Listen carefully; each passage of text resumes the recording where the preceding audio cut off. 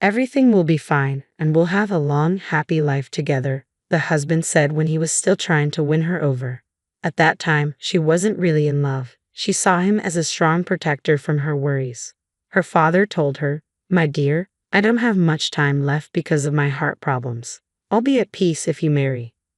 Lyuda, a small, gentle woman with soft brown curls, believed the sweet words of her most persistent suitor. Later, she realized he was like a chess player who won without making many promises, or like a hockey player who used his stick if needed. Or maybe she just hoped that she wouldn't be lonely and would have someone reliable by her side. She might have taken more time to think, but doctors kept giving worse news about her father. So she rushed into marriage, hoping her father would recover if he saw her wedding and heard about a pregnancy. She said, "Goodbye for now. I'll be very happy to love you." She should have noticed how her groom's face twisted with malice. But she was so worried about her father and her loneliness that she convinced herself she was imagining things. At that time, she thought it was all right. Did he ever prove his feelings or do anything for her? No, he just talked a lot. Music.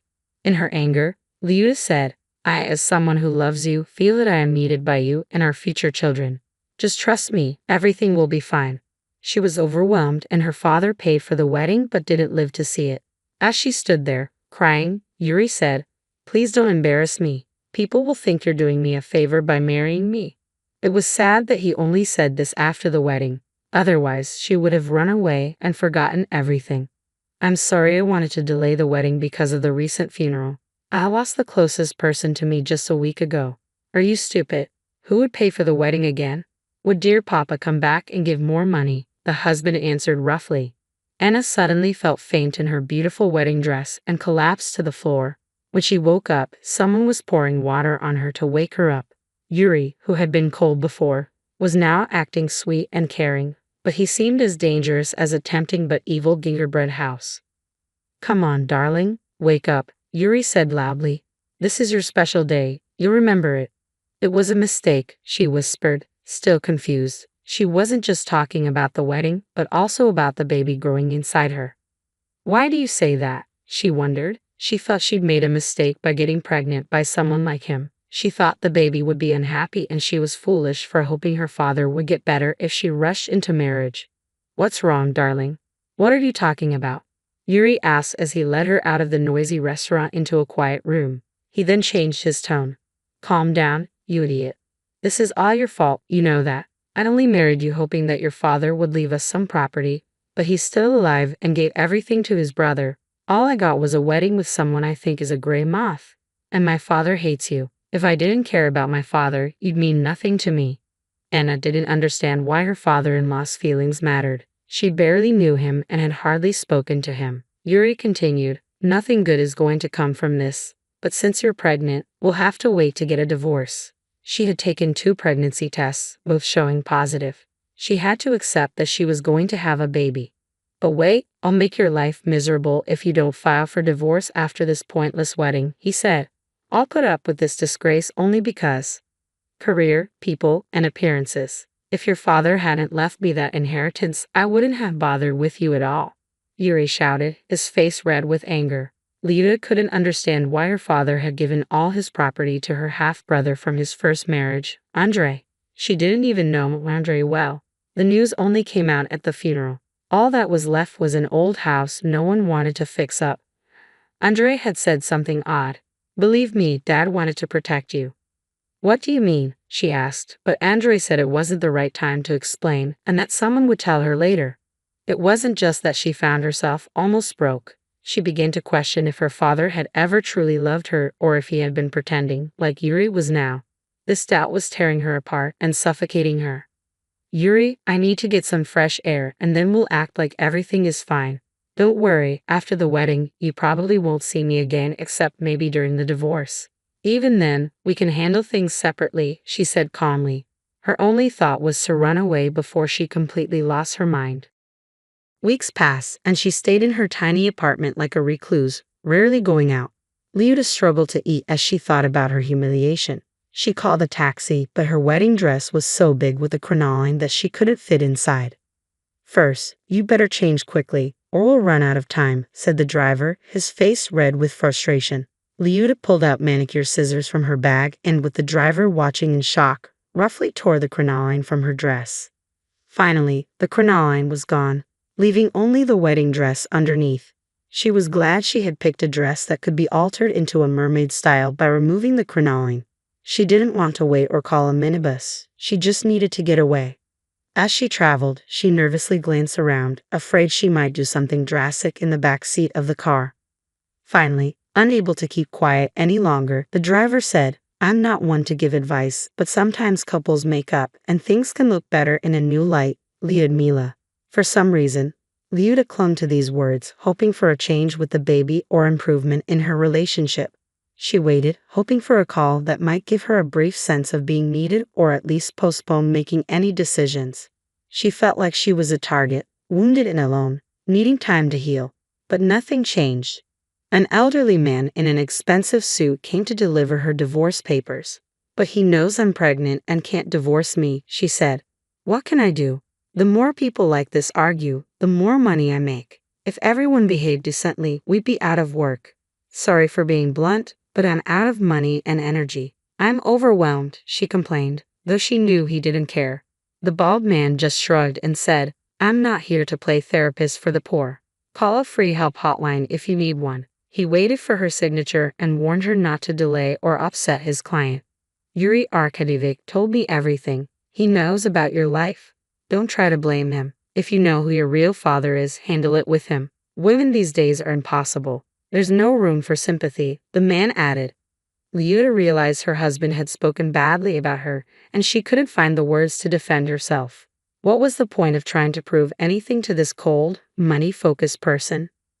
A week later, she prepared to follow the divorce summons. She decided not to spend money on a taxi since she didn't have the strength to work and had quit her job. Her savings were nearly gone, and she didn't want to call her half-brother, fearing another harsh lecture. After 2 subway transfers and a minibus ride, she walked quietly to face another humiliation, trying to keep her mind blank but unable to stop the tears. Suddenly, Liuta started to gasp for air and had to sit down on a bench. She had arrived early for her next challenge, and her usual habit of being overly punctual, along with the stress of recent events and her pregnancy, probably contributed to this. A hand touched hers, and she heard someone say, "Get away from that scoundrel quickly. When you get home, open the mirrored wardrobe and look behind the double wall. You'll be grateful for this day." "How do you know about the divorce?" Liuta wondered, suddenly recalling every word. She looked up and saw a gypsy sitting in front of her. Weary, she said, "I understand. You saw the sad woman near the divorce place. I don't have any gold or cash. Don't expect it and don't believe in any fairy tales, Ludachka. I'm not asking for anything," the gypsy said seriously. Her face seemed familiar, but Liuta couldn't remember where she had seen her before. "Please just leave me alone," Liuta asked, feeling overwhelmed and not wanting to deal with anything else. It was unclear how the gypsy knew her name, but maybe she had seen the documents in Liuta's bag while she was asleep. "Don't forget about the mirrored wardrobe and the divorce," the gypsy added. "We'll meet again, and things will be much better for you," she promised before disappearing. Liuta felt a flicker of hope about the mirrored wardrobe. She checked her bag and was relieved to find nothing missing. When she arrived at court, Yuri was there, but the crowd had vanished and her sadness over her father felt even heavier. The proceedings went smoothly, with nothing to divide. Yuri only wanted the ring he had given her back, which she handed over immediately. "Good luck," she said to him as they parted ways. "Who needs you?" "You're a nuisance," she added, using her grandmother's favorite phrase. It was sad that her grandmother had drowned with her mother on that steamboat. So many losses in the past 3 years. She even wondered if her father had left everything to Andrei because he had lost his mind under the strain. This thought made her feel a bit better, and she even managed to smile. Yuri recoiled in anger and stormed out. Liuta realized, regardless of whether the gypsy's words about the wardrobe were true or not, she was already grateful to be rid of this insensitive man. She took a taxi to celebrate her small victory, glad that the gypsy hadn't stolen anything and hadn't caused her any more distress. When Liuta got home, she examined the old oak mirror with its intricate carvings and found a screwdriver. She used it to remove the screws hiding the back wall of the mirror. Behind it, she discovered a key and a note in her father's handwriting. Liuta opened the blue old suitcase that Mom left behind from her last trip. Andre will tell you the rest. He's your friend, and your half-brother adores you. Liuta was shocked but had stopped being surprised by anything. She unlocked the suitcase and inside was a huge amount of cash, so much that she couldn't even count it, probably several tens of millions. Along with the money was Andre's phone number, and she remembered that he had never given her his number before, though she wasn't sure she had asked for it. The note continued, "I'm glad I made an impression on you. My acting studies weren't in vain. Let's meet at the cafe near your house. I'll explain everything. Your half-brother seems to be waiting for you." When Liuta asked about the call, she was surprised that Andre admitted he was the gypsy. The gray eyes and sharp nose matched. "I've been waiting for your call," Andre said. "Okay," she said, remembering. When she got home, she took another pregnancy test. Even though previous tests had shown positive, life can be unpredictable. This time, the test was negative. Whether or not the gypsy was really Andre, the test gave her hope that she might not have to have a baby with someone like Yuri. While she never would have considered ending the pregnancy, she was relieved that she might not be expecting after all. She waited a few months as Andre had asked, acting like nothing had happened. She didn't talk about her new wealth and didn't expect visitors. An ultrasound confirmed she wasn't pregnant. Andre explained that Yuri's father had been her father's enemy and had ordered his son to marry her, take her property, and make sure they had no children. Her father had done nothing wrong except be jealous and blame others for his failures. Yuri, who idolized his father, followed his orders. The fake documents and false pregnancy were all part of the plan. "But why didn't Dad warn me about marrying Yuri?" she asked. "Well, who knew? Dad was very ill when all this came to light. He was afraid that telling you might cause you to lose the baby. It was his grandchild too. So he sold everything and left you the suitcase and note," Andre explained. "Now you're safe. Yuri and his father have fled abroad to escape the debt they hadn't repaid and are facing legal trouble." "I thought you were a wicked stepbrother, glad I was left with nothing," Liuta said with a smile. "Why did you pretend to be a gypsy?" "It was to help you and let you know about the money secretly. If Yuri had seen us together, it might have raised suspicions. He was watching you," Andre said. "I studied acting, and by the way, I'm happy to share the success with you. I know my father didn't part on good terms with your mother, but he supported us both. There was no cheating involved, and we stayed friends." "Well, I'm going to move to a new apartment. I don't want Yuri coming back and asking about the child who will never be born," Liuta said. "Good idea. You always wanted to be an architect and move to the northern capital, right?" Andre asked. "Yes, you know everything, just like a gypsy," Liuta teased. "Don't say that. I'm a good person, and as I promised, we met, and things are better now," Andre said, sounding like the gypsy again. Liuta sighed with happiness. It wasn't just about the money. She was glad to have found someone reliable and close. Thank you for sticking with the story. If you liked it, please give a thumbs up. All the best to you. The call came on the night of my biggest triumph. Isn't that how karma works? Just when you think you've finally proven everyone wrong, life throws you a curveball that makes you question everything. I'm Ren, and I was standing in my first solo exhibition at the Azure Gallery, champagne in hand, surrounded by my artwork and the gentle murmur of appreciation from Manhattan's elite art crowd. My best friend Sasha squeezed my arm, pointing out yet another red dot appearing beside one of my paintings. "That's the 8th one tonight," she squealed. God, your dad would eat his words if he could see this. I forced a smile, but the mention of my father still stung, even after 5 years. "Let's not go there tonight, Sash." Corey, my partner and the gallery owner, approached with a broad smile. "The critics are loving it, babe. That piece about urban isolation, they're calling it a masterpiece." I should have been ecstatic. This was everything I'd worked for since walking away from my father's empire. Tony Lawson, CEO of Lawson Industries, hadn't spoken to me since the day I told him I was choosing art school over business school. "You're throwing away your future," he'd said, his voice cold as steel. "Don't expect any support from me." My phone buzzed in my clutch. Unknown number. I usually ignored these, but something made me step away from the crowd and answer. "Is this Ren Lawson?" A woman's voice, professional but gentle. "Yes, speaking." "This is Dr. Wells from Mount Sinai Hospital. I'm your father's physician. I know this is unexpected, but your father has been diagnosed with acute myeloid leukemia. He needs a bone marrow transplant, and we've tested all immediate family members. You're his only viable match." The champagne glass slipped from my hand, shattering on the polished concrete floor. Several guests turned to stare, but I barely noticed. Ren? Sasha was at my side instantly, her hand on my shoulder. What's wrong? I held up a finger, trying to focus on Dr. Wells's voice as she explained the urgency of the situation. How long does he have? I managed to ask. Without the transplant? Maybe 3 months. With it, his chances of recovery are good. I know there's history between you two. Your mother mentioned the estrangement. Mom. Of course she'd been trying to reach me. I'd been screening her calls, too focused on the exhibition. I'll need time to think about it, I said, my voice surprisingly steady. Of course. But please don't take too long. Here's my direct number.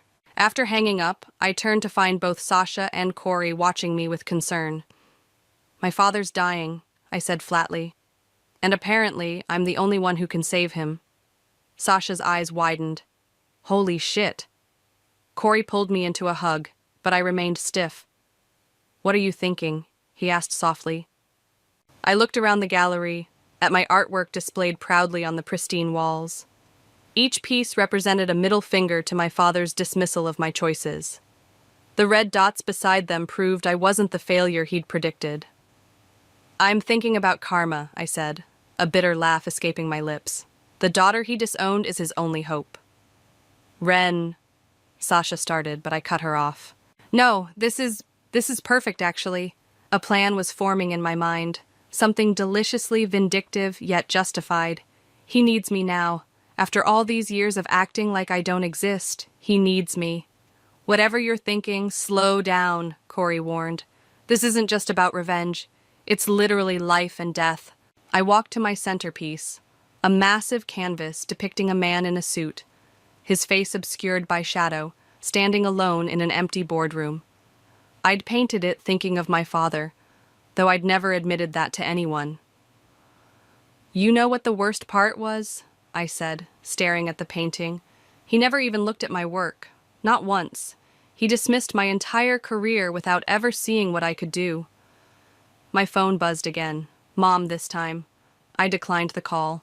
So what are you going to do? Sasha asked quietly. I turned back to them, my mind made up. I'm going to save his life, but first, he's going to have to swallow his pride and acknowledge everything he said I couldn't do. Be careful, Corey said, pulling me close. Revenge has a way of burning both ends. I leaned into him, watching as another red dot was placed beside one of my paintings. Sometimes, I whispered, karma needs a little help. The memory of my last confrontation with my father played in my mind as I sat in Dr. Wells's sterile office the next morning. 5 years ago, I'd stood in his mahogany-lined study, portfolio in hand, trying one last time to make him understand. Just look at them, I'd begged, spreading my sketches across his desk. I'm good at this, Dad. Really good. He hadn't even glanced at them. Being good at drawing pretty pictures won't secure your future, Ren. The company needs you. The company needs an heir, I'd corrected him. It doesn't need me specifically. Don't be dramatic, he'd said, shuffling my artwork aside to reach for some contracts. This rebellious phase needs to end. I'd gathered my drawings, hands shaking. This isn't a phase. This is who I am. Then you're no daughter of mine. Dr. Wells's voice pulled me back to the present. The procedure itself is relatively straightforward, she explained, spreading out medical documents. We'll harvest stem cells from your blood through a process called apheresis. Will it hurt? I asked, not sure why I cared. There can be some discomfort, yes. We'll give you injections for 5 days before the collection to increase stem cell production. Common side effects include bone pain, fatigue. My phone buzzed. Sasha, you okay? Want me to come with? Has he asked for me specifically? I interrupted Dr. Wells. She hesitated. Your father is private about his feelings, but your mother... That's a no then. I stood up, pacing the small office. He knows I'm the only match? Yes, we informed him yesterday. And he still hasn't asked for me himself? I laughed bitterly. Typical. Ren, Dr. Wells leaned forward, her expression gentle but serious. I understand there's history here, but time is crucial. Your father's condition is deteriorating rapidly. My phone buzzed again. Mom this time. Please call me, sweetheart. We need to talk. I'll do it, I said, surprising myself with how steady my voice sounded. But I have conditions. Dr. Wells nodded cautiously. Medical decisions should be not medical conditions. I met her eyes. Personal ones. Before she could respond, a knock at the door interrupted us. My mother burst in, looking exactly as I remembered, but somehow smaller, more fragile. Ren, she breathed, moving to hug me. I stepped back. You should have told me yourself, Mom, not through his doctor. I tried calling, for what, a day, after 5 years of taking his side? I never took sides, she looked hurt. I supported your art. I sent you birthday cards, Christmas gifts, while living in his house, spending his money, watching him erase me from the family photos. My voice cracked. You chose peace over justice, Mom, every single day. Dr. Wells cleared her throat. Should I give you two a moment? No need, I said. I was just leaving. I'll do the transplant, but first, I need to talk to him, face to face. Mom reached for my arm. Honey, he's very weak. Perfect, I pulled away. Then maybe for once he'll actually listen. Outside the hospital, Sasha was waiting with coffee. Thought you might need this, she said, handing me a cup. How'd it go? I'm going to save his life, I said, taking a sip. But first he's going to come to my exhibition. He's going to stand up in front of everyone and admit he was wrong about me. Sasha nearly choked on her coffee. Holy shit, Ren, that's justified? I was going to say intense. She studied my face. Are you sure about this? Using his life as leverage? He used my entire future as leverage, I snapped. Told me it was either his way or nothing. Well, now it's my turn to make the rules. And what if he refuses? Then he's not just a bad father, I said, tossing my empty cup in a nearby bin. He's a proud fool who'd rather die than admit he was wrong about his daughter. My phone buzzed yet again. This time it was Corey. Whatever you decide, I'm with you. But remember, revenge might feel good now. But can you live with the consequences? I stared at his message for a long moment. Could I live with using my father's illness as a bargaining chip? Could I live with letting him die if he refused? But then I remembered all the nights I'd cried myself to sleep, all the family events I'd missed, all the times I'd checked the mail hoping for some sign that he still cared. I need to see him, I told Sasha. Today. She squeezed my hand. Want me to come with? I shook my head. No, this is between me and him. It's time to find out if his pride is really worth dying for. The hospital room was smaller than I expected for someone of my father's status. No mahogany panels here, just sterile white walls and the steady beep of monitors. He lay propped up in bed, still wearing a dress shirt despite the IV in his arm. Some habits die hard, I guess. Ren. His voice was weaker than I remembered, but his eyes were sharp as ever. You came. Not for you. I remained standing by the door. For Mom. And because letting you die would make me as heartless as you. He sighed, adjusting himself in the bed. If you came to throw accusations, I came to make a deal. I moved closer, noting how the illness had hollowed his cheeks. Isn't that the language you understand best? Always so dramatic. He tried to sound dismissive, but a coughing fit ruined the effect. I waited until it passed. Here's my offer. I'll do the transplant. But first you're going to attend my exhibition. He stared at me. That's all? No. I pulled up a chair but didn't sit. You're going to stand up in front of everyone. The critics, the buyers, your business friends, and publicly acknowledge that you were wrong about me. Wrong about my choices. Wrong about my art. The monitors beeped in the silence that followed. His face flushed with anger. Or maybe fever. Absolutely not. Then find another donor. I turned to leave. This is ridiculous, he snapped. You'd let me die over a speech? I spun back. You let me die 5 years ago. My dreams, my identity, everything I was. You killed it all because it didn't fit your precious plan. I was protecting you. You were protecting your ego, the words echoed off the walls.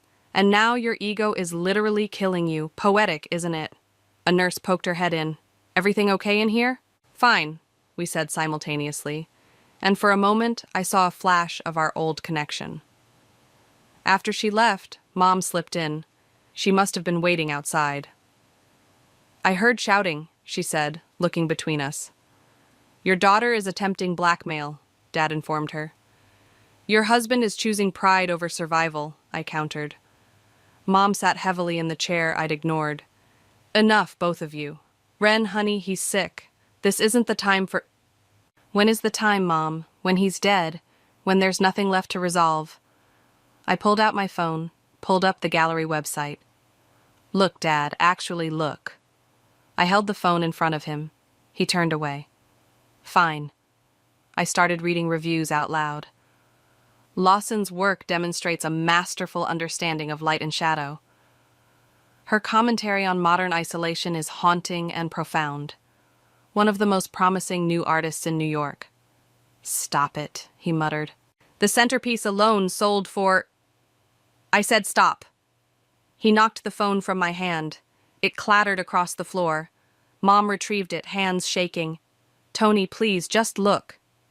I don't need to look at pictures to know I was right, he said. Success in art is fleeting. The family business is doing fine without me, I finished. Just like I'm doing fine without it. The difference is, right now, you're not fine at all. His heart monitor picked up speed. Mom noticed too, moving to his side. Ren, maybe we should continue this later. No. I stepped closer to his bed. Here's what's going to happen. You have until tomorrow to decide. Either you swallow your pride and acknowledge my success publicly, or you can explain to your shareholders why you chose death over admitting you were wrong about your daughter. You've become cruel, he whispered. I learned from the best. I headed for the door, then paused. The exhibition's next Friday. Dr. Wells says you're strong enough to attend for an hour. Think about it. Mom followed me into the hallway. Honey, please, there has to be another way. There was another way. For 5 years, there were other ways. He chose none of them. He's still your father. No. I felt tears threatening, but held them back. He made it very clear that he stopped being my father the day I chose my own path. Now he can deal with the consequences of that decision. And what about your consequences? She touched my arm. Can you live with them? I pulled away. I've been living with his consequences for 5 years. It's his turn now. As I walked away, I heard her call after me. He keeps every article about you, every review. He pretends he doesn't care. But he does, Ren. He does. I kept walking. If that was true, he could prove it, in front of everyone. My phone buzzed with a text from Sasha. How'd it go? I typed back. Ball's in his court now. We'll see if his pride is stronger than his will to live. You're stress painting again, Corey observed from the doorway of my studio. Empty coffee cups and paint-splattered newspapers littered the floor around my easel. I'm not stressed, I said, attacking the canvas with angry red strokes. I'm working. It's 3 a.m. He picked his way through the chaos. And that's the 3rd canvas you've started tonight. I stepped back, realizing I'd painted another shadowy businessman. Just like the one from the exhibition. Just like my father. Dr. Wells called, I said, dropping my brush into a jar of murky water. His condition's getting worse. The cancer's aggressive. Corey wrapped his arms around me from behind, his chin resting on my shoulder. Have you heard from him? Radio silence. Mom says he's being stubborn. I leaned back against Corey's chest. Maybe I'm being stubborn too. You think? I pulled away. Don't you start. I'm just saying there might be a middle ground here. He gestured at my paintings. Look at what this is doing to you. Before I could respond, my phone rang. Mom's number. He's agreed, she said without preamble. He'll come to the exhibition. My heart jumped. And the public acknowledgement? A pause. He wants to meet at your studio today. 2 hours later, my father walked into my creative space, leaning on a cane I'd never seen before. Mom hovered nearby like she expected him to collapse any second. Maybe she was right. He looked worse than he had in the hospital. Nice space, he said, looking around at the paint-splattered walls and finished canvases. Thanks.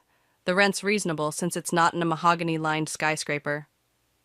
He winced at the jab but continued moving through the studio, stopping at each painting, actually looking at them. Finally. These are... He cleared his throat. These are quite good. I know. I crossed my arms. So, you wanted to meet? He turned to face me. I'll come to your exhibition. I'll even make a speech. But I have conditions, too. You're not really in a position to... Let me finish. He held up a hand. I'll acknowledge your talent, your success, but I won't apologize for trying to protect you from an uncertain future. Protect me? I laughed. You disowned me. Because I was terrified. The outburst seemed to drain him. He sank onto a paint-stained stool. Do you know how many artists actually succeed? How many end up struggling their whole lives? So you decided to guarantee my failure by cutting me off completely? Mom stepped between us. Please, both of you. Stay out of this, Elena. Dad snapped, then immediately softened. Sorry, I need to say this. He pulled something from his jacket pocket, a folded piece of paper, worn at the edges. What's that? I asked. My father's letter to me, when I told him I wanted to study music instead of business. His hands shook slightly. I never showed this to anyone, not even your mother. I took the letter hesitantly. As I read, my breath caught. The words could have been written by my father to me. The same disappointment, the same ultimatums. You wanted to be a musician? He nodded. Piano, I was quite good, but my father... He gestured at the letter. Well, you know how that story ends. You gave in, I said softly. I gave in. Built the company bigger than he ever dreamed. But I always wondered. He looked at my paintings again. You're stronger than I was, braver. The letter trembled in my hands. Why didn't you ever tell me this? Because admitting it meant facing my own cowardice. He stood slowly, unsteady on his feet. I'll come to your exhibition. I'll make the speech. Not because you're forcing me, but because you deserve it. You did what I couldn't. Mom was crying silently. I felt my own eyes burning. Dad! He swayed slightly, and Mom rushed to steady him. Just promise me one thing. Don't do the transplant out of revenge. Do it because, despite everything, we're still family. As they left, I sank to the floor, his father's letter still clutched in my hand. Corey found me there an hour later, surrounded by scattered art supplies and complicated emotions. You okay? He asked, sitting beside me. I wanted this to be simple, I whispered. Revenge, justice. But it's not simple at all, is it? He took my hand. Family never is. My phone buzzed, a text from Sasha. Did he agree? I stared at the message, thinking about fathers and children, about art and fear, about revenge and forgiveness. Yes, I typed back, but I'm not sure who won anymore. The pre-transplant tests felt endless. Blood draws, physical exams, psychological evaluations. Through it all, my father's letter to his father stayed in my jacket pocket, its edges softening from constant handling. You're a good candidate, Dr. Wells said, reviewing my results. We can schedule the procedure for next week, after your exhibition. How's he doing? I asked, rolling down my sleeve after the latest blood draw. Holding on. Your mother says he's been practicing his speech. I snorted, probably having his PR team write it. Actually, Mom's voice came from the doorway. He's been writing it himself, in the hospital garden, every morning. She looked exhausted, the kind of tired that seeps into your bones after too many nights in hospital chairs. You should go home, get some rest, I told her. I will. But first... She pulled out her phone, showed me a photo. My father sat in the hospital garden, legal pad on his lap, pen in hand. He looked small in the morning light, vulnerable in a way I'd never seen him. He's really trying, Ren. I touched the letter in my pocket. Yeah, well, maybe he should have tried 5 years ago. Maybe we all should have. She sat beside me. I found something yesterday, cleaning his home office. Want to see? She pulled out a manila folder, thick with papers. Inside were printouts of every online article about my art, every review, every gallery mention. Some had his handwritten notes in the margins. Strong composition. Excellent use of light. My daughter did this. He's been following your career all along, Mom said softly, too proud to admit it, but too invested to look away. I flipped through the articles, dates going back years. Why didn't you tell me? Would you have believed me? Before I could answer, Sasha burst in, waving her phone. Have you seen this? Someone leaked that you're doing the transplant. It's all over social media. Dr. Wells frowned. Patient confidentiality. It's fine, I interrupted, taking Sasha's phone. The post was from a local art blog. Rising star artist Ren, to save father's life through bone marrow donation. The comments are wild, Sasha said. People are calling it everything from a publicity stunt to a modern fairy tale. Great, I handed back her phone. Now my private family drama is public entertainment. Isn't that what you wanted? Mom asked quietly. Public acknowledgement? Not like this. I stood up abruptly. I need air. I found myself in the same garden where Dad had been writing his speech. Sasha followed, because of course she did. Talk to me, she said, sitting on a bench. I pulled out the letter, handed it to her. As she read, her eyes widened. Holy shit, so he gave up his dreams because his father made him. Yeah. I picked at a loose thread on my sleeve. Doesn't excuse what he did to me, but it explains it, Sasha suggested. Maybe, I don't know. I looked at her. What if I'm making a huge mistake? Using the transplant as leverage? Honey, that ship has sailed. The question now is, what are you going to do next? My phone buzzed. A text from Dad. Saw the news. Don't worry about it affecting the exhibition. Focus on your art. That's what matters. Another buzz. Corey this time. Gallery's getting calls about the story. Want me to handle it? It's all spinning out of control, I told Sasha. This was supposed to be about making him face what he did to me.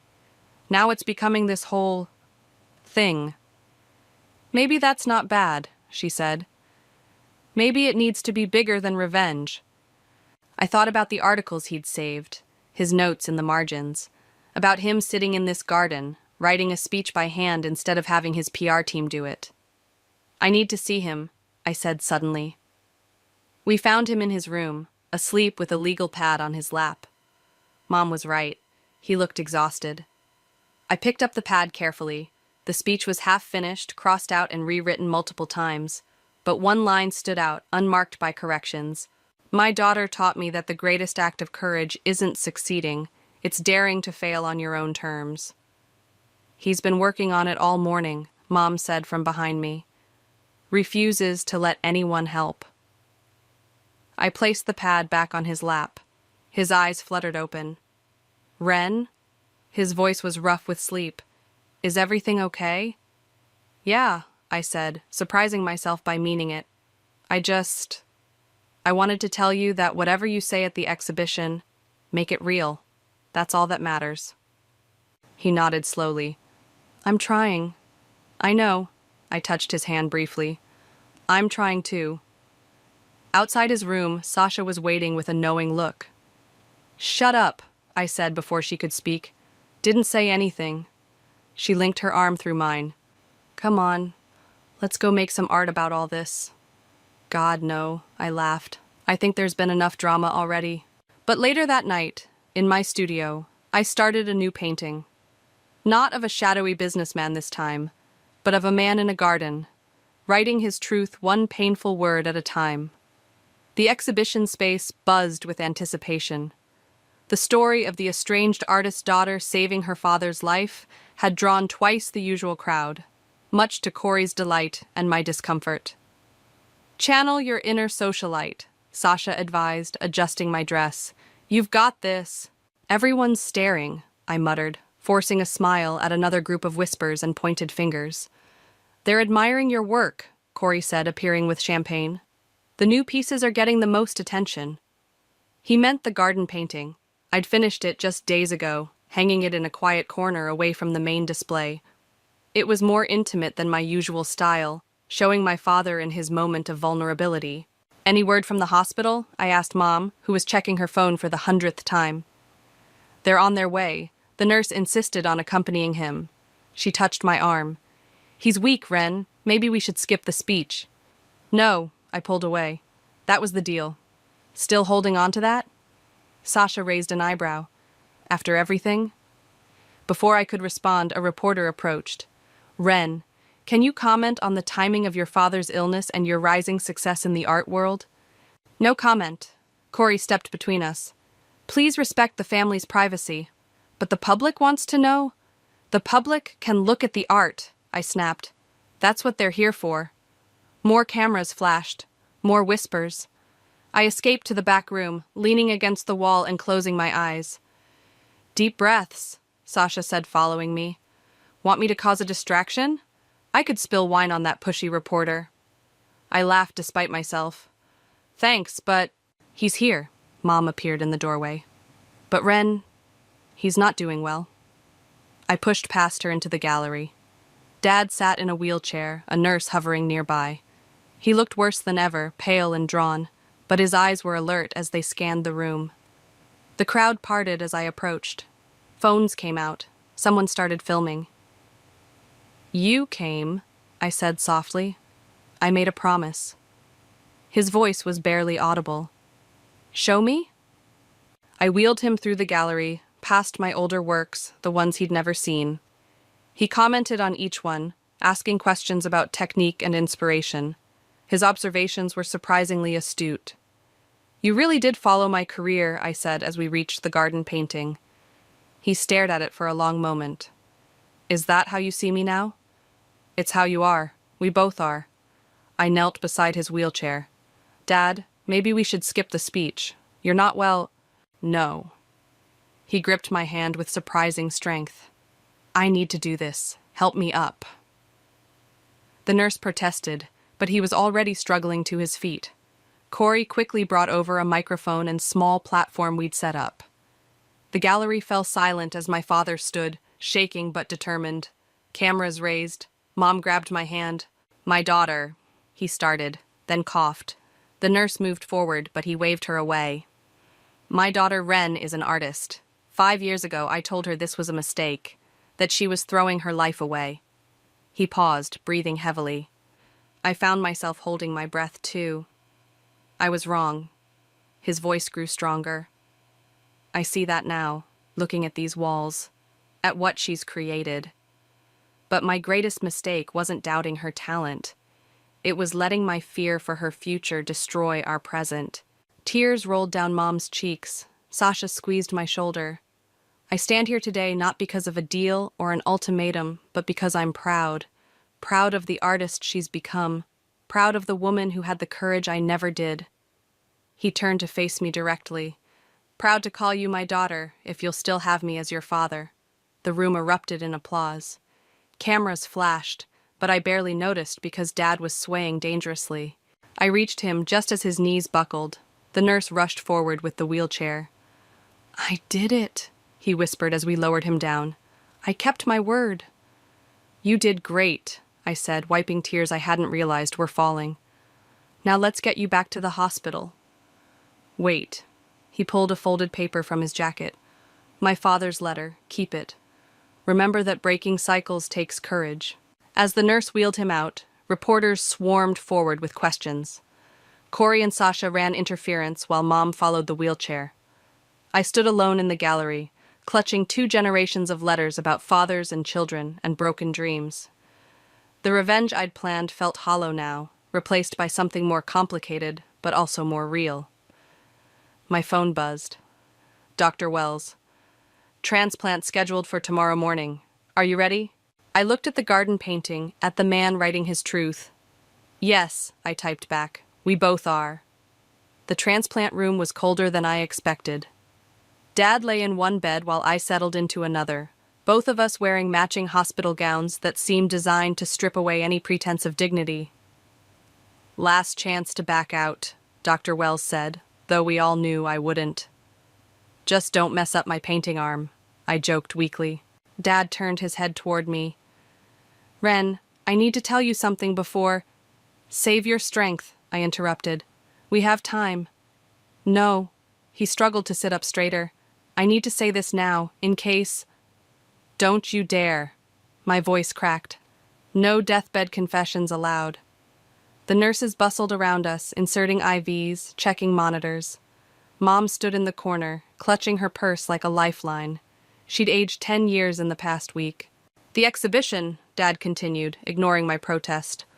What I said, it wasn't just for show. I've been reading about your work for years, every article, every review. I know. Mom showed me the folder. No, not just the folder. He coughed. I went to your first show, stood in the back. You were so confident, so sure of yourself. Just like you, Mom finished softly. A nurse approached with the first round of medications. This might make you drowsy, she warned. Wait, Dad said. There's more. The day you left, after you stormed out, I looked at your portfolio. My breath caught. What? The sketches you left on my desk. I looked at every single one. They were brilliant. His voice grew fainter as the medication took hold. I was just too proud to admit I was wrong. Why didn't you tell me? But his eyes were already closing. He's been carrying that guilt for 5 years, Mom said, moving to my bedside. Maybe that's punishment enough. Dr. Wells appeared with another syringe. Ready? I nodded, watching the clear liquid enter my IV. The room started to blur around the edges. Mom? I reached for her hand. Will you tell me about Dad, when he played piano? She smiled through tears, stroking my hair like she did when I was small. He was amazing. Used to play late at night when he thought everyone was asleep. Chopin was his favorite. Her voice faded as the drugs pulled me under. I dreamed of music and paint, of letters and gardens, of fathers and daughters trying to break free of inherited fears. When I surfaced, Sasha was there, scrolling through her phone. Welcome back, Sleeping Beauty, she grinned. You'll never guess what's trending. Please tell me they didn't film the transplant. No, but your gallery painting? The one of your dad in the garden? It's gone viral. People are calling it Redemption in Green. Pretentious much? How is he? I tried to sit up, but the room spun. Stable. The doctors are optimistic. She helped me with some water. Corey's been fielding calls from collectors all morning. Apparently, family drama is good for business. Great. My pain is profitable. Hey, she grabbed my hand. Stop that. This stopped being about pain the moment you saw those articles he saved. Admit it. This is about healing now. Before I could argue, Dr. Wells entered with Mom. The preliminary results are good, she announced.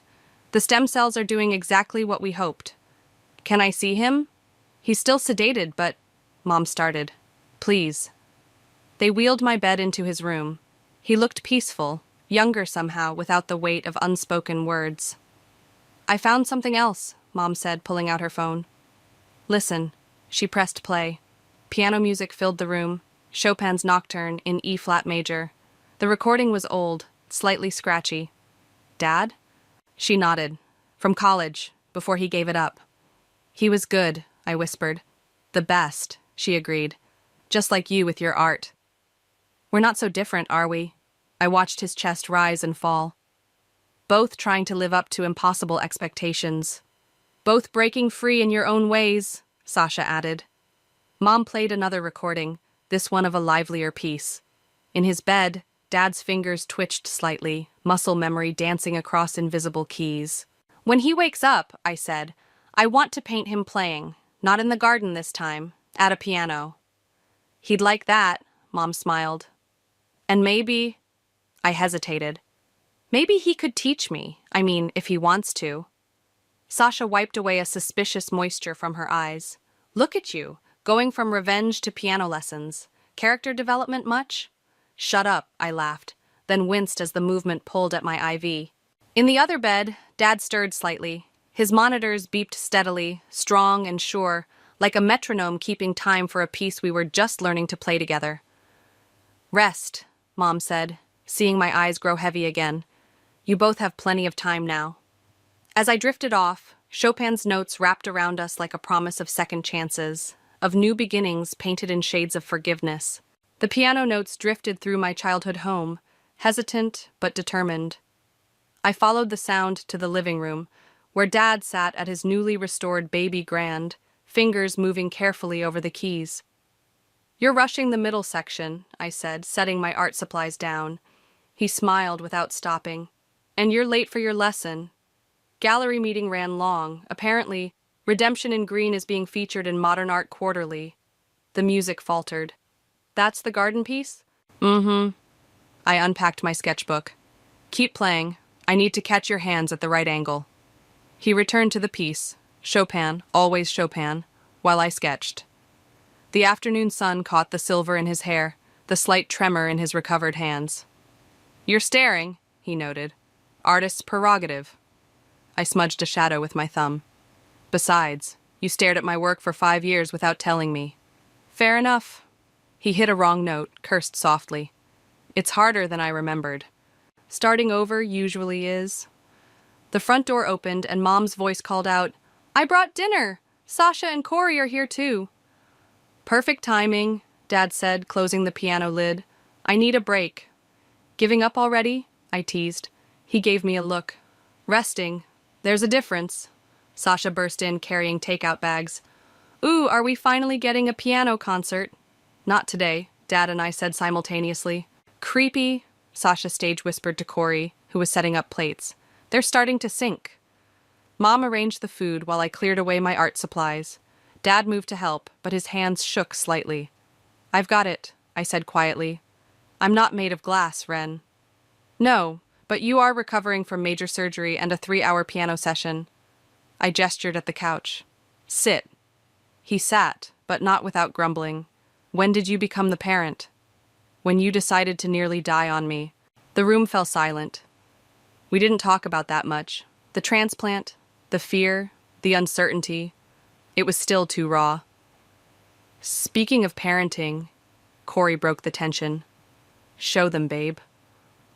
I pulled out my phone, opened the email I'd received during the gallery meeting. "Remember that arts education initiative I mentioned? They want me to run their youth program, teaching kids from underprivileged backgrounds." "Ren, that's wonderful," Mom exclaimed.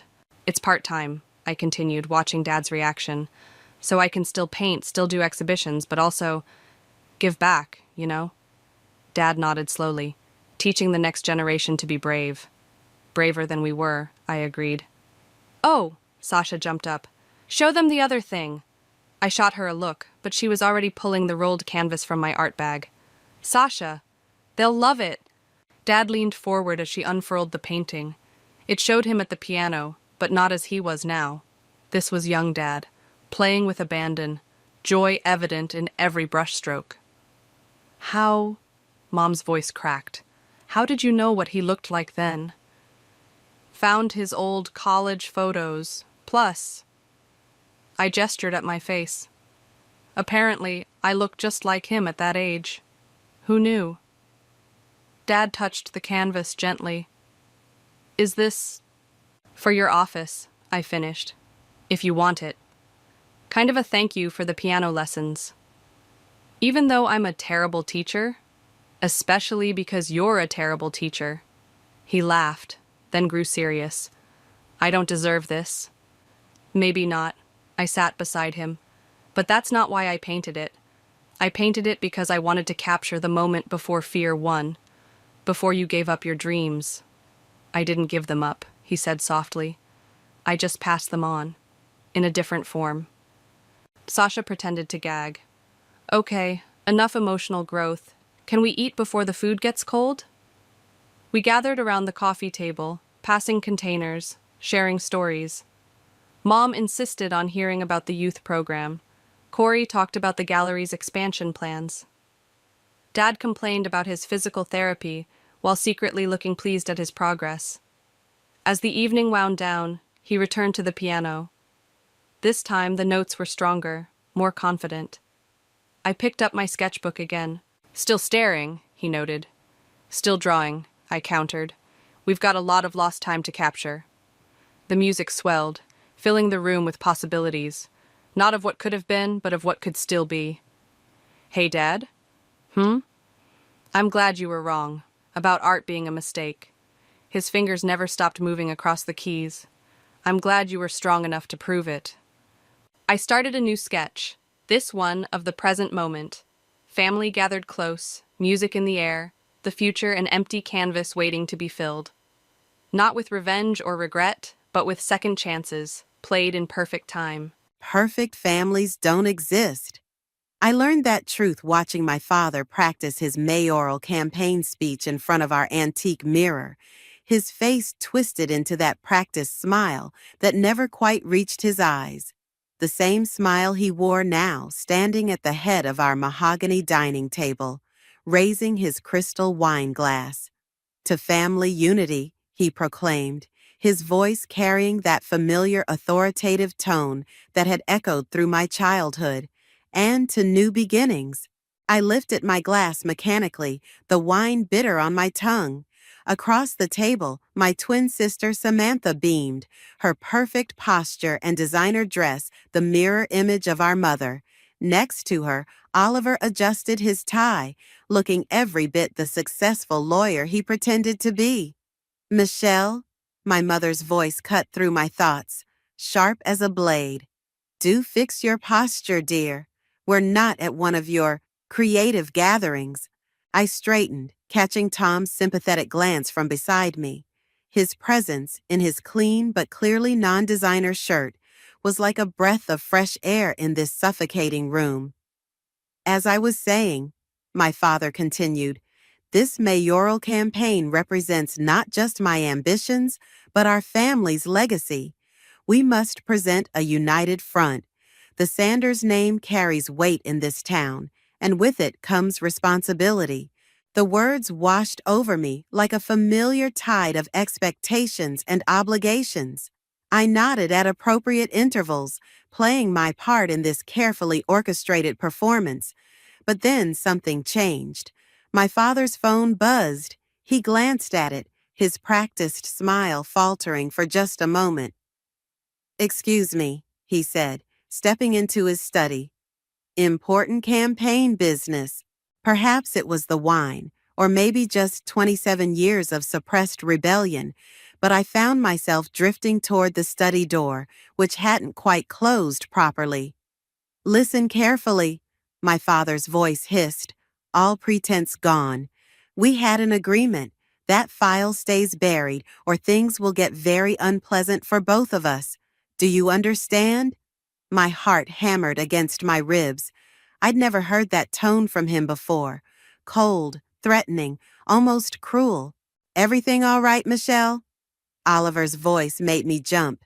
He stood too close, his cologne overwhelming, his smile as practiced as my father's. "Just getting some air," I said, stepping back. Something in his eyes told me he knew better. Back at the table, the conversation continued as if nothing had happened. Samantha chatted about wedding plans, my mother nodded approvingly, and Tom squeezed my hand under the table, sensing my unease. "I've always believed," my father announced, returning to his seat, "that family is everything. We protect our own, don't we?" "Of course, Daddy," Samantha agreed immediately. I stared at my plate, the perfectly arranged food suddenly unappetizing. The man at the head of the table wasn't the father I thought I knew. That phone call had cracked something open, revealing shadows I couldn't unsee. "Michelle?" My father's voice carried a note of expectation. "Don't you agree?" I looked up, meeting his gaze. For the first time, I saw something there that made my skin crawl, a warning perhaps, or a threat. "Yes," I heard myself say, the lie tasting worse than the wine. "Family is everything." Later that night, as Tom drove me home, I couldn't shake the memory of that phone call, of that unfamiliar cruelty in my father's voice. My phone buzzed, a text from Samantha. "Wasn't it a lovely evening? Daddy was so happy." I stared at the message, my thumb hovering over the reply button. The perfect Sanders family facade was cracking, and beneath it lurked something dark and ugly. The question was, what was I going to do about it? 3 days after that dinner, I sat in Samantha's pristine downtown office, watching her arrange her designer pen collection while I gathered courage to speak.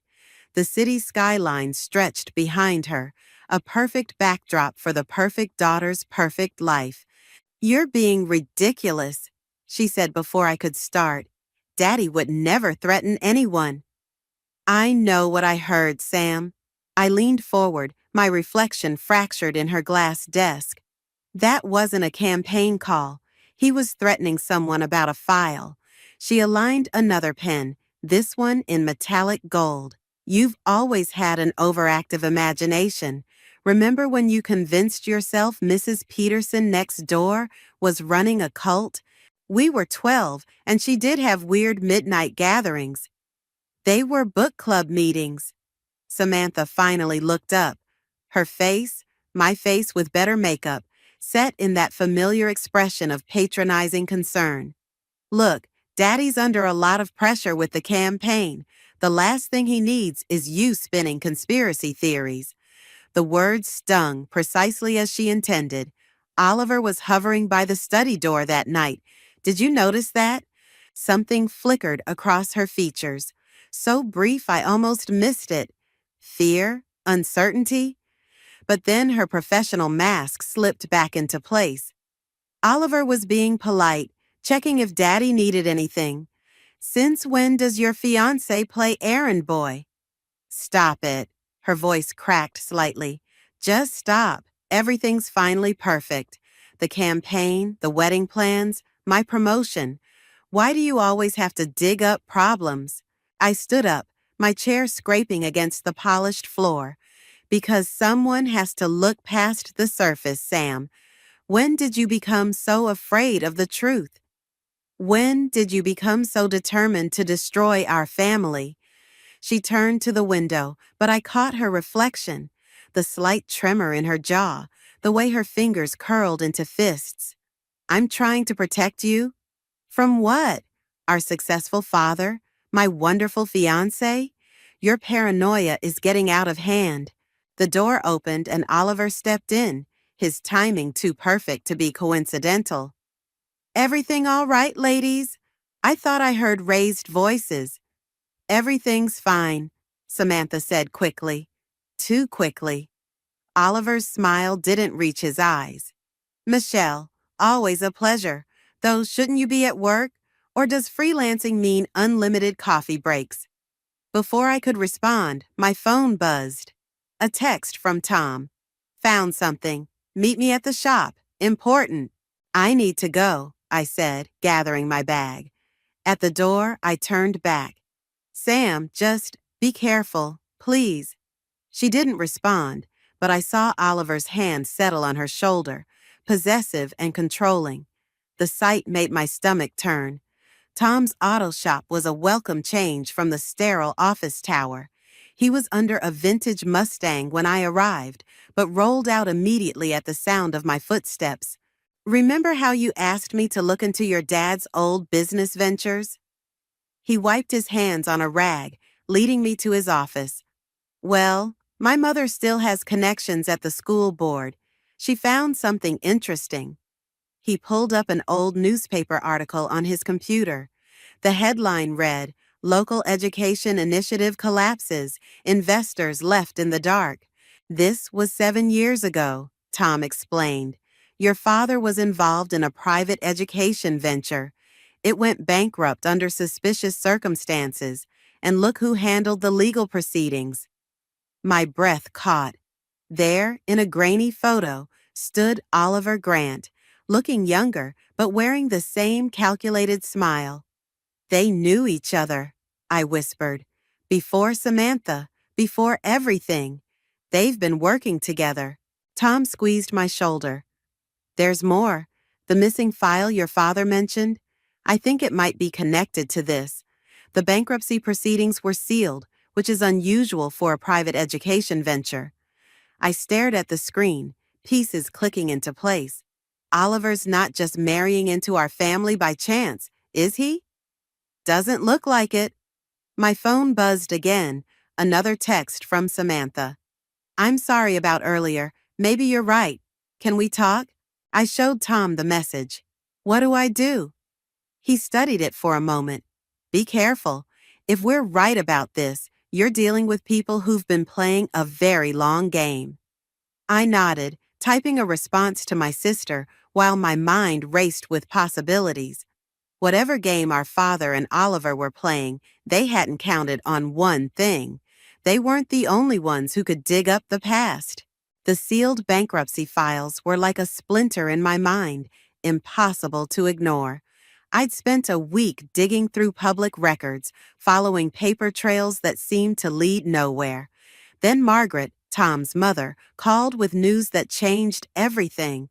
The school board keeps backup records, she said, her voice crackling over the phone. Someone tried to delete the originals, but they missed these.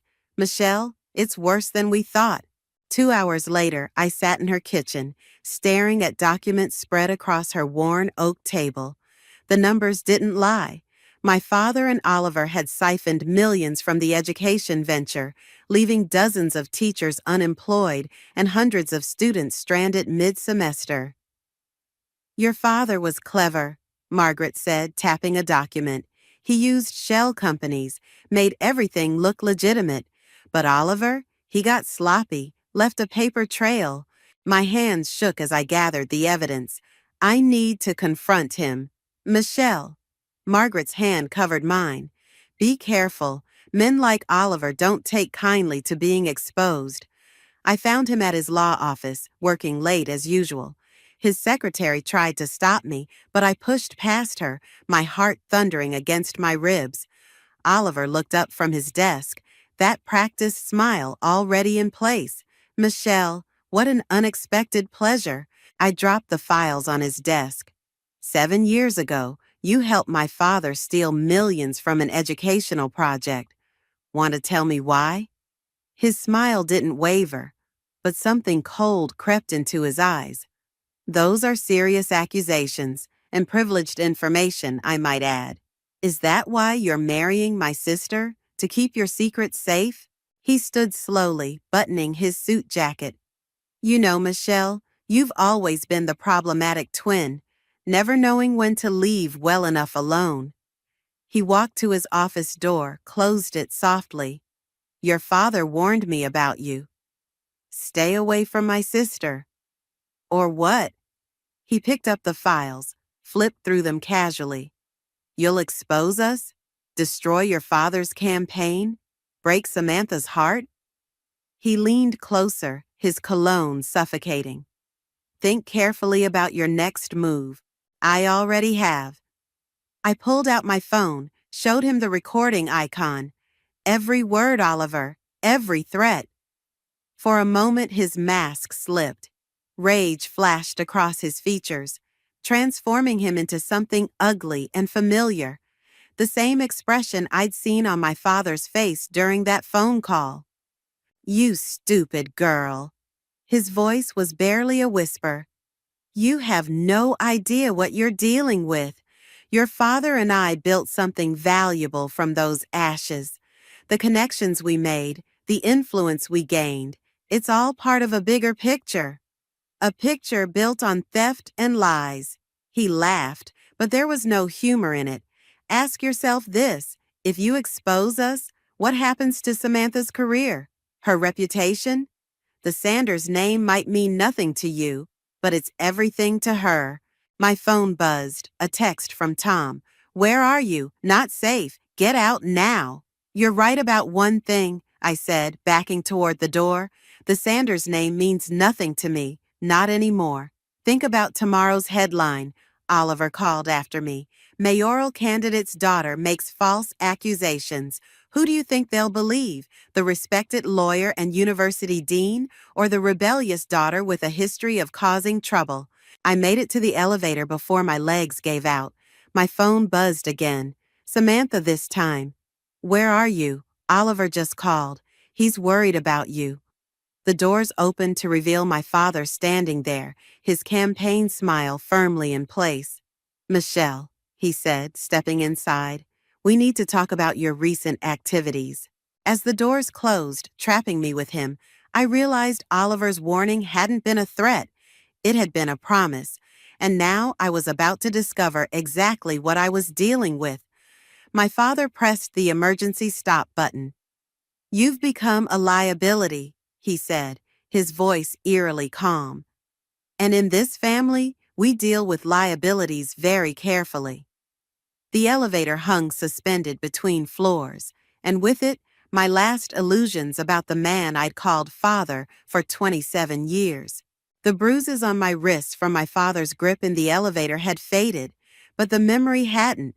3 days of hiding at Tom's place, jumping at shadows, wondering if every passing car belonged to Oliver or my father. The evidence sat in a safety deposit box downtown. My insurance policy, Tom called it. Margaret brought coffee and newspapers each morning, her face growing grimmer with each campaign headline. Today's read: Sanders leads polls, family values platform resonates. "You could leave town," she suggested, not for the first time. "Start fresh somewhere else."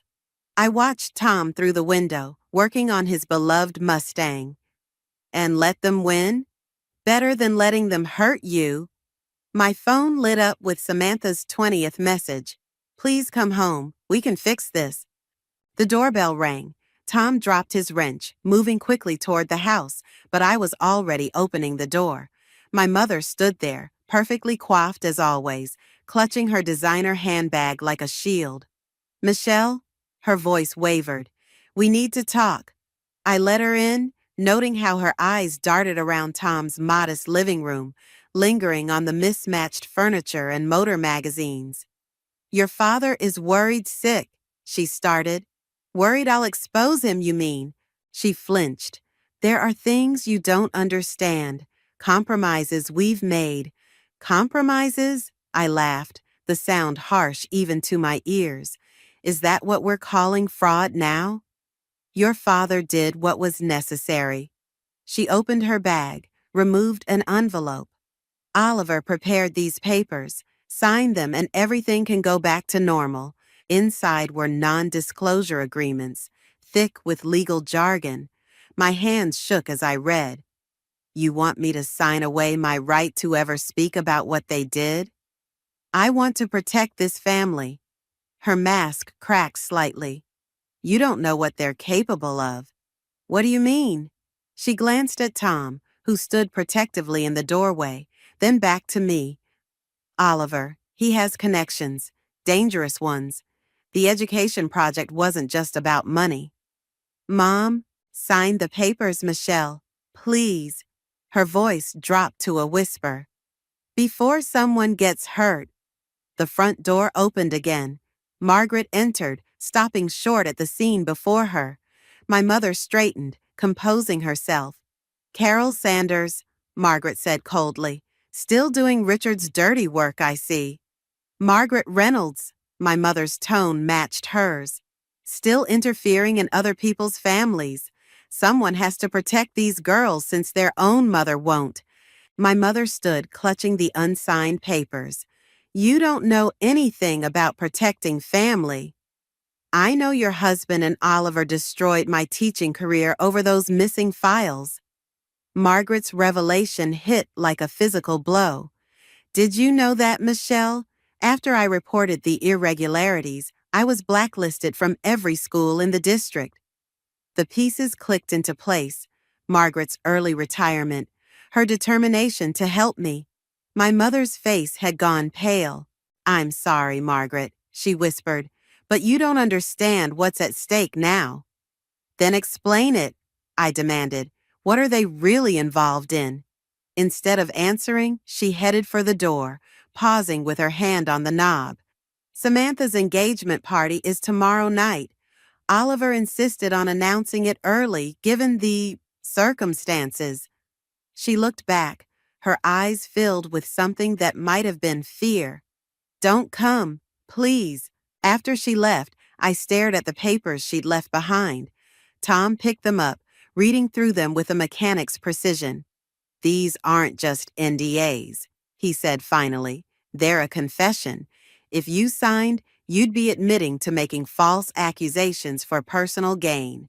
My phone buzzed again, not Samantha this time, But Oliver, your mother delivered my message. Choose wisely. I looked at Tom, then Margaret, thinking of my mother's fear and my father's threats. The truth about their corruption could destroy them, but the cost might be higher than I'd imagined.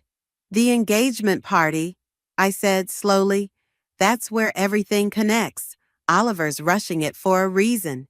Michelle, Margaret warned, don't. I need to be there. I picked up my phone, typing a response to Oliver. Time to end this game. The engagement party glittered with false promises. Crystal chandeliers cast shadows across familiar faces, turned strange, while waiters circulated with champagne that cost more than my monthly rent. I adjusted the recording device hidden beneath my dress, feeling the weight of the evidence in my clutch. Samantha spotted me first. She broke away from a cluster of well-wishers, her designer dress rustling as she approached. You shouldn't be here. You texted me 20 times asking me to come home. That was before. She glanced over her shoulder at Oliver, who watched us from across the room. Things are complicated now. They're about to get more complicated. I pulled out the bankruptcy documents. Did you know about this? Her fingers trembled as she took the papers, her engagement ring catching the light. Michelle, please, not tonight. When then? After you marry him? After he and Dad destroy more lives? You don't understand. Her voice cracked. Oliver explained everything. The bankruptcy was necessary. Those teachers, including Margaret, they were involved in something dangerous. Dad and Oliver protected the school. Is that what they told you? I studied my sister's face, seeing the doubt beneath her practiced smile. Or is that what you need to believe? Oliver materialized beside us, sliding an arm around Samantha's waist. Ladies, you're attracting attention.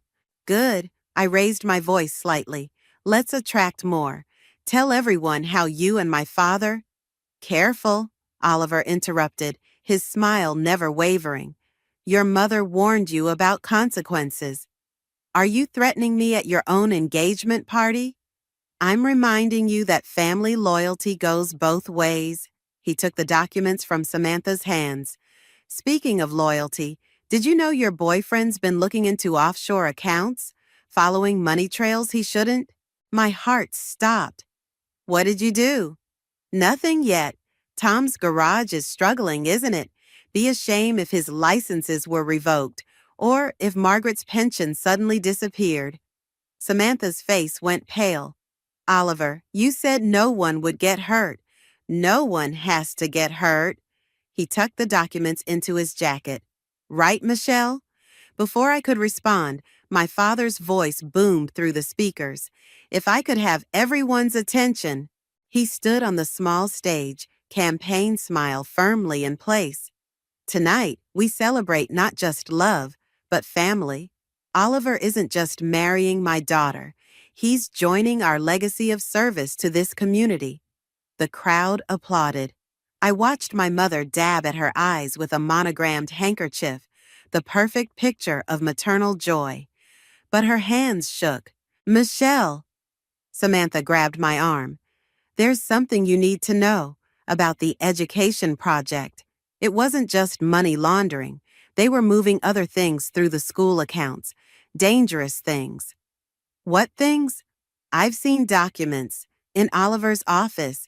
Dad's not just running for mayor to boost his ego.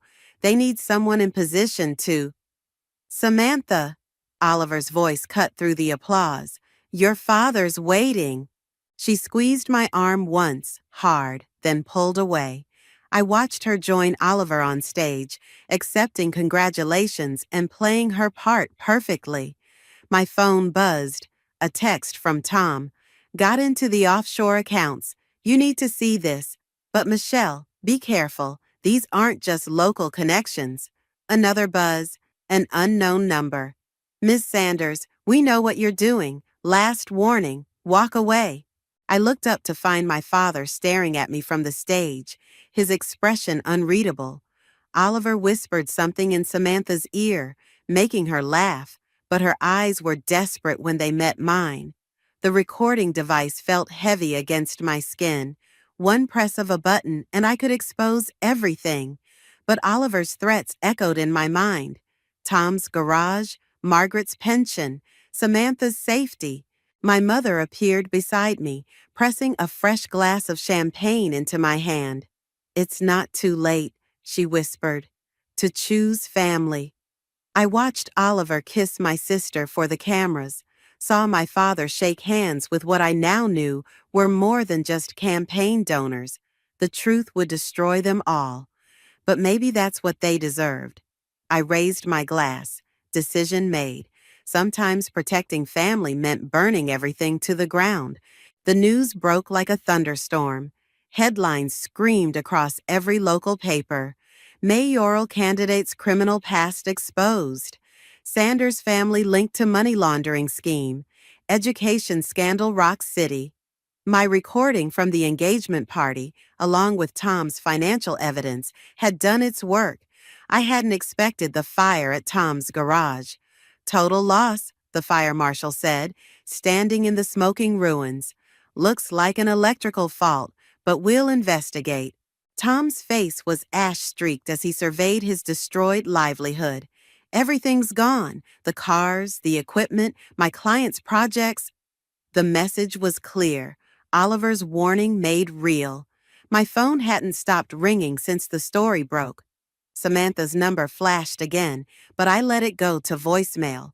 The last time we spoke, she'd been hysterical, torn between gratitude for exposing Oliver and horror at the consequences. "Your father's at the station," Margaret said, appearing beside me. "They're questioning him about the offshore accounts." "Good. Michelle," her voice softened. "They're questioning Tom, too, about insurance fraud." My stomach lurched. "That's impossible. He wouldn't." "Oliver's thorough. He's planted a paper trail." She handed me her phone, showing emails that seemed to implicate Tom in a scheme to burn down his own garage for insurance money. "They're coming to arrest him this afternoon." Tom approached, his shoulders heavy.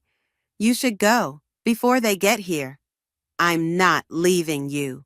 "This isn't your fault," he said. But we both knew it was a lie. A sleek black car pulled up, and my father stepped out. He looked older, defeated, but his eyes burned with familiar anger when they met mine. "Are you happy now?" he demanded, crossing the debris-strewn lot. "You've destroyed everything. Your sister's engagement, my campaign, your mother's reputation. You destroyed those things," I shot back. "I just exposed the truth." "The truth?" He laughed bitterly. "You exposed nothing. Oliver's connections run deeper than you know. By tomorrow, every piece of evidence you gathered will be discredited.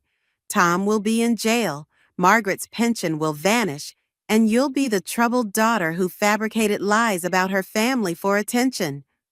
Police sirens wailed in the distance. "Dad," I whispered, "please, don't let them take Tom." Something flickered in his eyes. Regret, maybe, or pity. "You chose this path, Michelle. Actions have consequences." The sirens grew closer. Tom squeezed my hand once, then let go.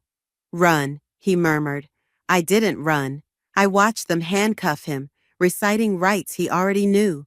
Watched Margaret turn away, shoulders shaking. Watched my father climb back into his black car, leaving me standing in the ashes of my revenge. My phone buzzed. A text from Samantha.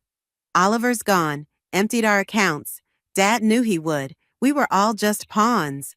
Another buzz. My mother. "Come home, please, before it's too late." Final buzz. Unknown number. "Ms. Sanders, perhaps now you understand the cost of justice.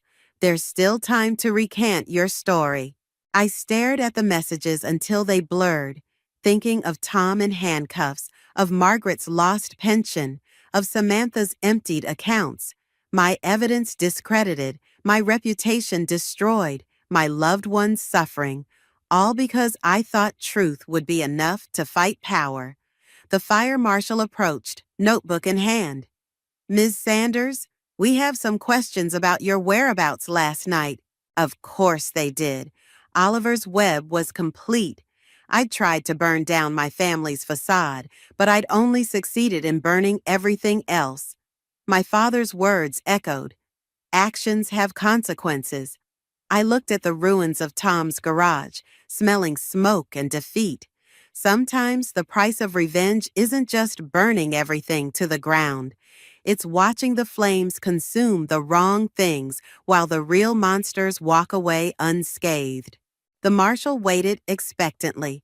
In the distance, another police car approached. I had started this fire. Now I had to decide. Let it consume me or find a way to rise from the ashes. I found Samantha in our childhood treehouse, huddled in the corner like we used to hide during thunderstorms. The wooden planks creaked under my weight as I climbed in, the familiar scent of cedar mixing with rain. "I kept everything," she whispered, pushing a box toward me. Every document, every transaction, every meeting Oliver had with Dad's connections. I was supposed to destroy them after the wedding. My hands trembled as I opened the box. "You knew? All this time? I thought I could change things from the inside. Play their game, gain their trust." She laughed bitterly. "I was just another puppet." Headlights swept across the treehouse. A car door slammed. "They're here," Samantha said. "Dad and Oliver. They tracked the missing files to my computer." "We need to go." "No," she grabbed my arm. "I'm done running, done pretending." Footsteps crunched on wet grass.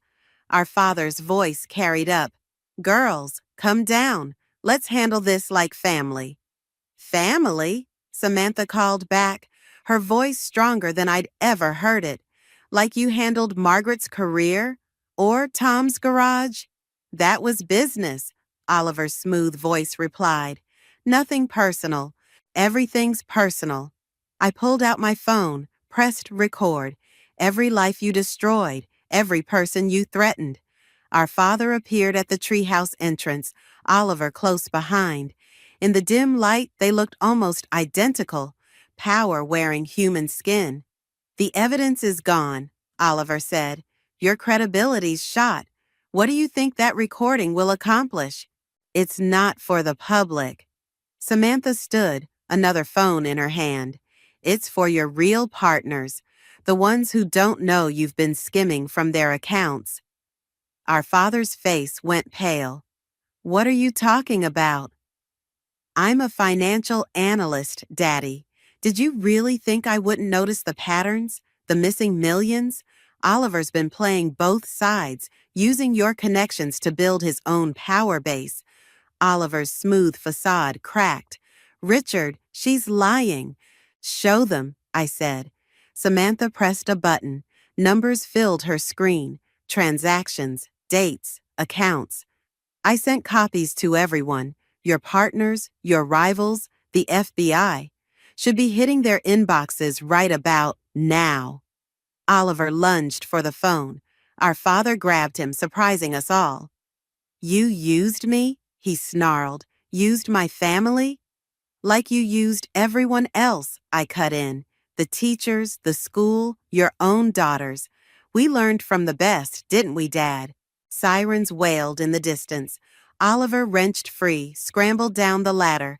Our father watched him run, something like pride mixing with fury on his face. "You'll destroy everything," he said quietly. "No." Samantha moved to stand beside me. "We're just starting over, the right way." The sirens grew closer. Our father looked at us, really looked at us, for the first time in years. "I wanted to give you everything." "You gave us chains," I said. "We're choosing freedom." He nodded slowly, then turned and walked away. We watched from the treehouse as police cars flooded the driveway, as Oliver was caught trying to scale the back fence, as our father surrendered quietly on the front lawn. Our mother appeared below, looking up with tears streaming down her face. "I'm sorry," she called. I should have been stronger. Samantha squeezed my hand. We all should have been. Later, as dawn broke over our shattered family's estate, we sat in the treehouse watching federal agents cart away boxes of evidence. Tom's lawyer called. All charges dropped. Margaret's pension was being reinstated. What happens now? Samantha asked. I thought about revenge, about justice, about the fine line between the two. We rebuild, not their way, our way. She nodded, understanding. The truth hadn't just exposed our family's corruption, it had freed us from it. Sometimes protecting family meant destroying the lies that bound it together. The sun rose higher, casting long shadows through the treehouse slats. For the first time since this all began, they didn't look like prison bars anymore. The Sanders estate sold for less than market value, its pristine facade unable to hide the scandal's taint. I stood in my father's empty study, running my fingers over the mahogany desk where he'd built his empire of lies. The room still smelled of his cologne and power. Found this in the safe, Samantha said from the doorway, holding a worn leather journal. Mom's writing. The pages were filled with our mother's elegant script, dreams and regrets bleeding together across decades.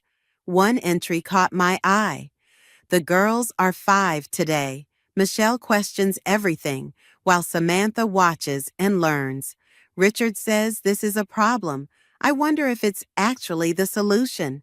She knew, I whispered.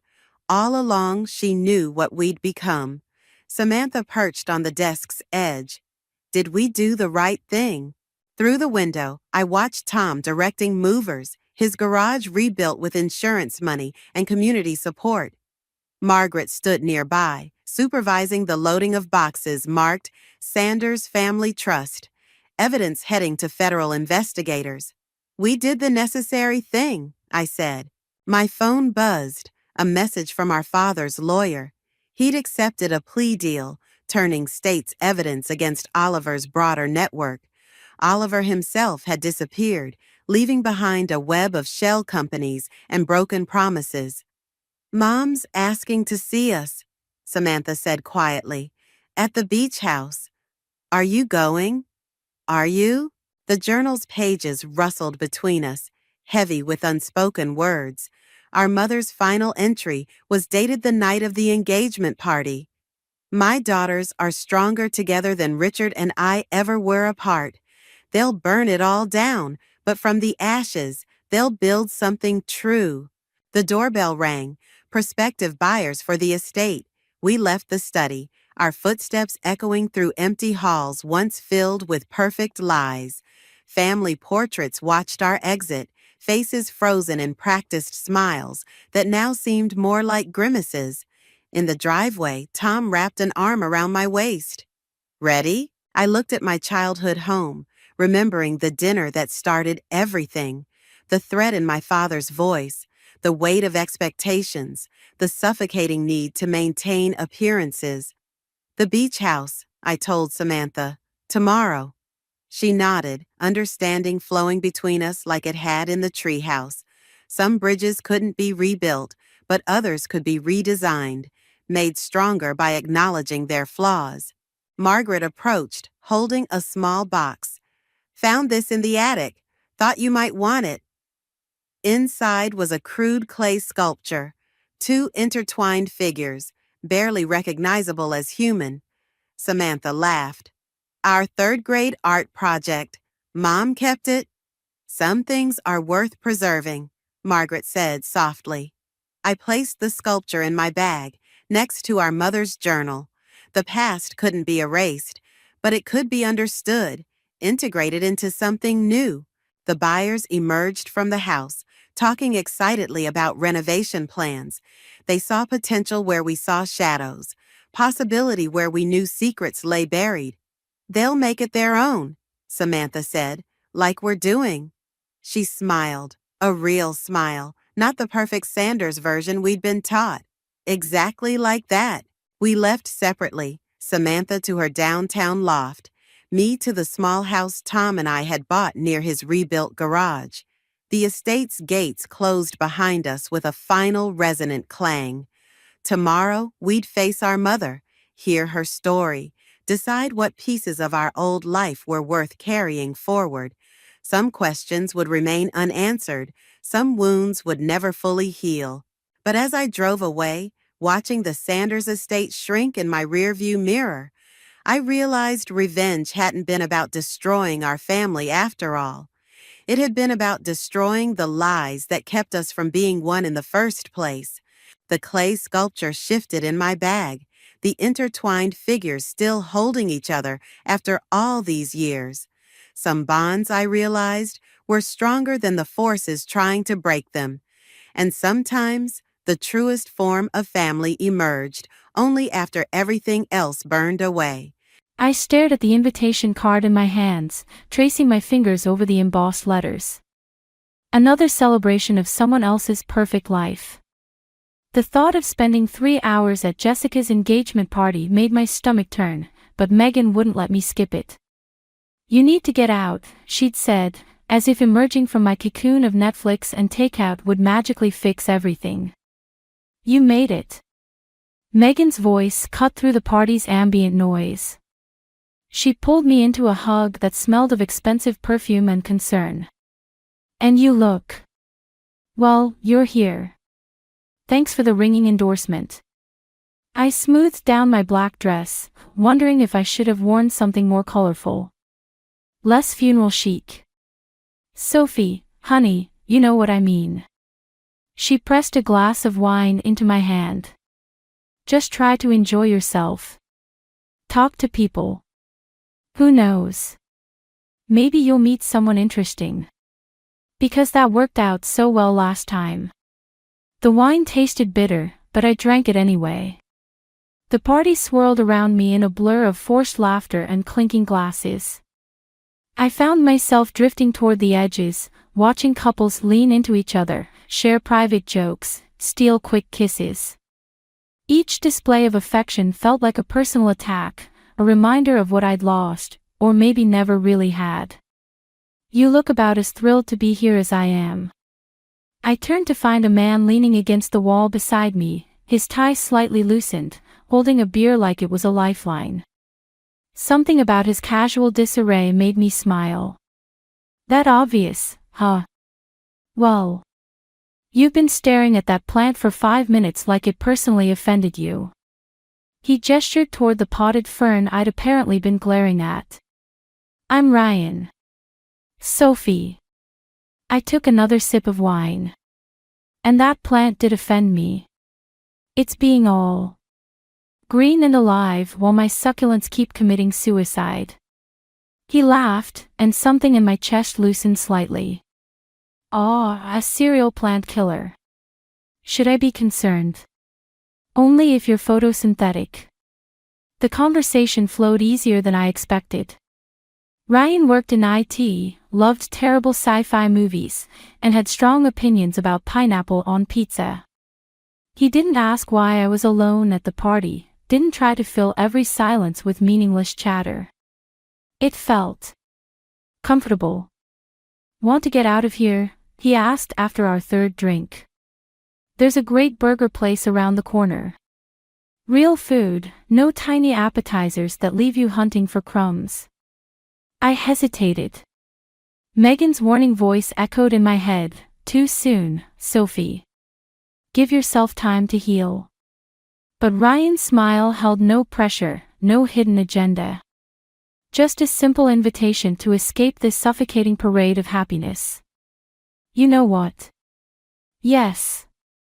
I set down my empty glass. "Lead the way." As we slipped out of the party, I caught Megan's eye across the room. She raised an eyebrow, and I gave her a small wave. Later, she'd demand details, worry about my judgment, remind me of all the reasons I shouldn't jump into anything new. Maybe she was right. Maybe I was making a mistake. But watching Ryan navigate through the crowded streets, pointing out ridiculous shop names and making up stories about passing strangers, I felt something I hadn't in months, possibility. I didn't know then that this moment, this simple decision to follow a stranger into the night, would set in motion events that would shatter my world all over again. That Ryan's easy smile concealed depths I couldn't begin to imagine. That sometimes the most dangerous traps are the ones that feel like escape routes. But that night, I just wanted to feel something other than broken. And Ryan. He was very good at making things feel whole again.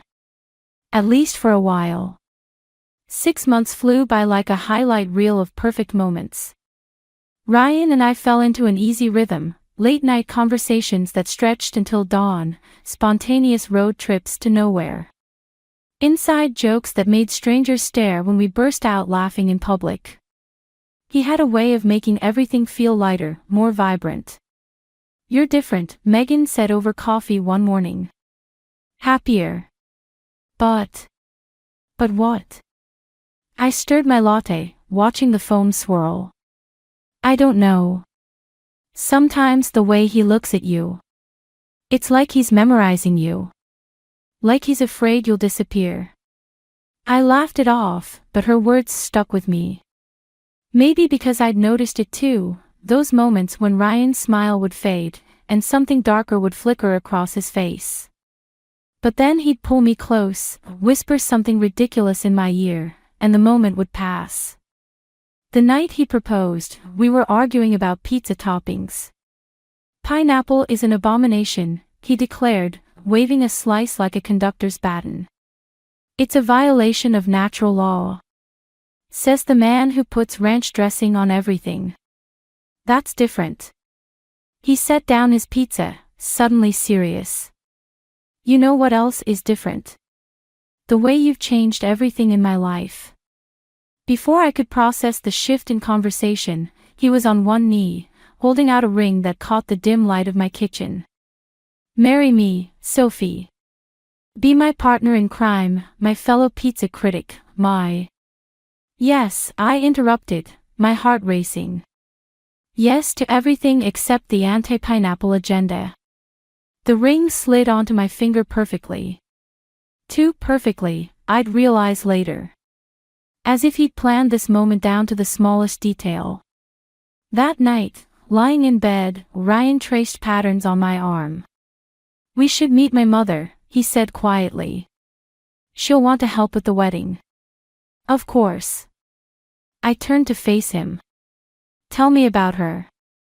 His hand stilled. "She's traditional. Protective. Dad left when I was young, so it was just us for a long time." Something in his voice made me prop myself up on an elbow. "You don't talk about her much." "Not much to say." He pulled me back down, nuzzling my neck. "She'll love you. Everyone loves you." Meeting Linda Carter was like walking into a time capsule. Her house was immaculate, every surface gleaming, every photo frame perfectly aligned. She hugged me with practiced warmth. "So lovely to finally meet you," she said, her smile not quite reaching her eyes. "Ryan's told me so much. All good things, I hope." I laughed, but it felt hollow in the pristine living room. "Of course." She patted Ryan's cheek as she passed. "My boy only sees the good in people. It's his greatest strength. And sometimes his greatest weakness." Ryan tensed beside me. I felt his fingers twitch against my back. Over dinner, Linda dominated the conversation, peppering me with questions about my family, my job, my plans for children. Each answer seemed to disappoint her slightly. "Marketing." She raised an eyebrow. "Such an unstable field these days. And you travel for work." "Sometimes," I admitted. "But Ryan needs stability," she cut in. "Structure. After everything with his father. Mother." Ryan's voice carried a warning edge I'd never heard before. "I'm just saying, dear." She reached across the table, straightening his collar with practiced fingers. "We have to be careful, don't we? The drive home was silent. I watched Ryan's knuckles whiten on the steering wheel. I'm sorry about her, he finally said. She means well. It's fine.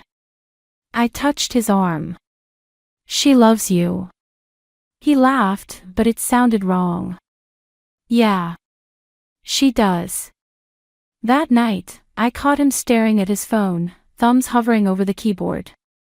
When he noticed me watching, he quickly locked the screen. Work stuff, he said, too casually. Tom needs help with a project. I nodded, ignoring the knot forming in my stomach. Later, I'd remember this moment as the first crack in our perfect story, the instant when doubt crept in like a shadow at sunset. Subtle but undeniable. But for now, I curled into his side, breathing in his familiar scent, telling myself that love was enough. That some stories really do have happy endings. I was wrong about that too. The dishes had been sitting in the sink for 3 days. 3 days of walking past them, of watching Ryan grab clean mugs from the cabinet while dirty ones festered below. I'd stopped counting how many times I'd asked him to help with housework. His promises had become as stale as the coffee rings in those abandoned cups. I thought you were going to handle those, I said, watching him scroll through his phone on the couch.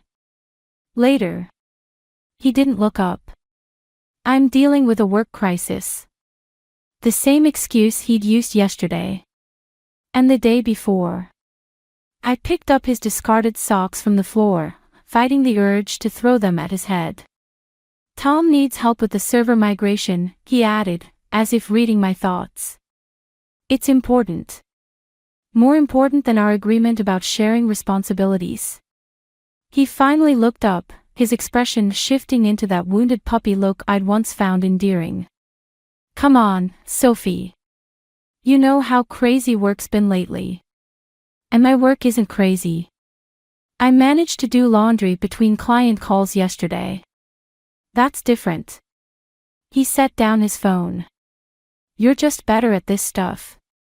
More organized. The word hit me like a slap. Better at it? Or just more willing to do it while you play helpless? I'm not playing anything. His voice took on that edge I'd been hearing more frequently. Why are you making such a big deal about dishes? Because it's not about the dishes. The words exploded out of me. It's about respect. About being partners instead of me being your replacement mother. His face darkened. Don't bring my mother into this. Why not? She's already here in every other way. I gestured at the living room, where he'd arranged the furniture exactly as Linda had suggested. God forbid we make any decision without consulting her first. She's trying to help. He stood up, towering over me. Unlike some people, who just criticize everything I do. When do you do anything? The words tasted bitter. Besides work and text Tom at all hours. Something flickered across his face, guilt. Fear. But it vanished so quickly I might have imagined it. I need some air. He grabbed his keys. Call Linda if you want help cleaning. She'd love to show you how it's done properly. The door slammed behind him. I stood in the silence, surrounded by evidence of his passive presence, half-empty water glasses, abandoned charging cables. A trail of emotional breadcrumbs leading nowhere. My phone buzzed. Megan. How's married bliss? She asked when I answered. Remember when you said something felt off about Ryan? Which time? I sank onto the couch. He's different now. Or maybe he's exactly the same and I'm finally seeing it clearly. What happened? Nothing. Everything. I picked at a loose thread on the cushion, another task Ryan had promised to fix. It's like living with a ghost who leaves dirty dishes instead of rattling chains. Have you talked to him about it? I've tried. He either deflects or runs to Linda. The thread came loose in my hand. Did I tell you she called yesterday to remind me about his favorite breakfast? Apparently, I'm not cooking his eggs right. Jesus. Megan paused. Sophie, remember what happened with Mark? How you kept making excuses for him until... This is different, I cut her off, even as doubt gnawed at my certainty. Ryan's not Mark. He's just... struggling with something. And you're not his therapist. Her voice softened. Or his mother, no matter what Linda thinks. After we hung up, I wandered into the kitchen. The dishes seemed to mock me, a porcelain monument to broken promises. I reached for the sponge, then stopped. Instead, I took a photo of the mess and sent it to Ryan with a simple message: either these are done when I get home from work tomorrow, or we need to have a serious conversation about our future. His response came hours later: sorry. Got caught up with Tom. We'll handle it tomorrow. I stared at those words until they blurred, remembering how he used to send me random messages throughout the day, jokes, heart emojis. Pictures of dogs he saw on his lunch break. When had Tom become more important than us?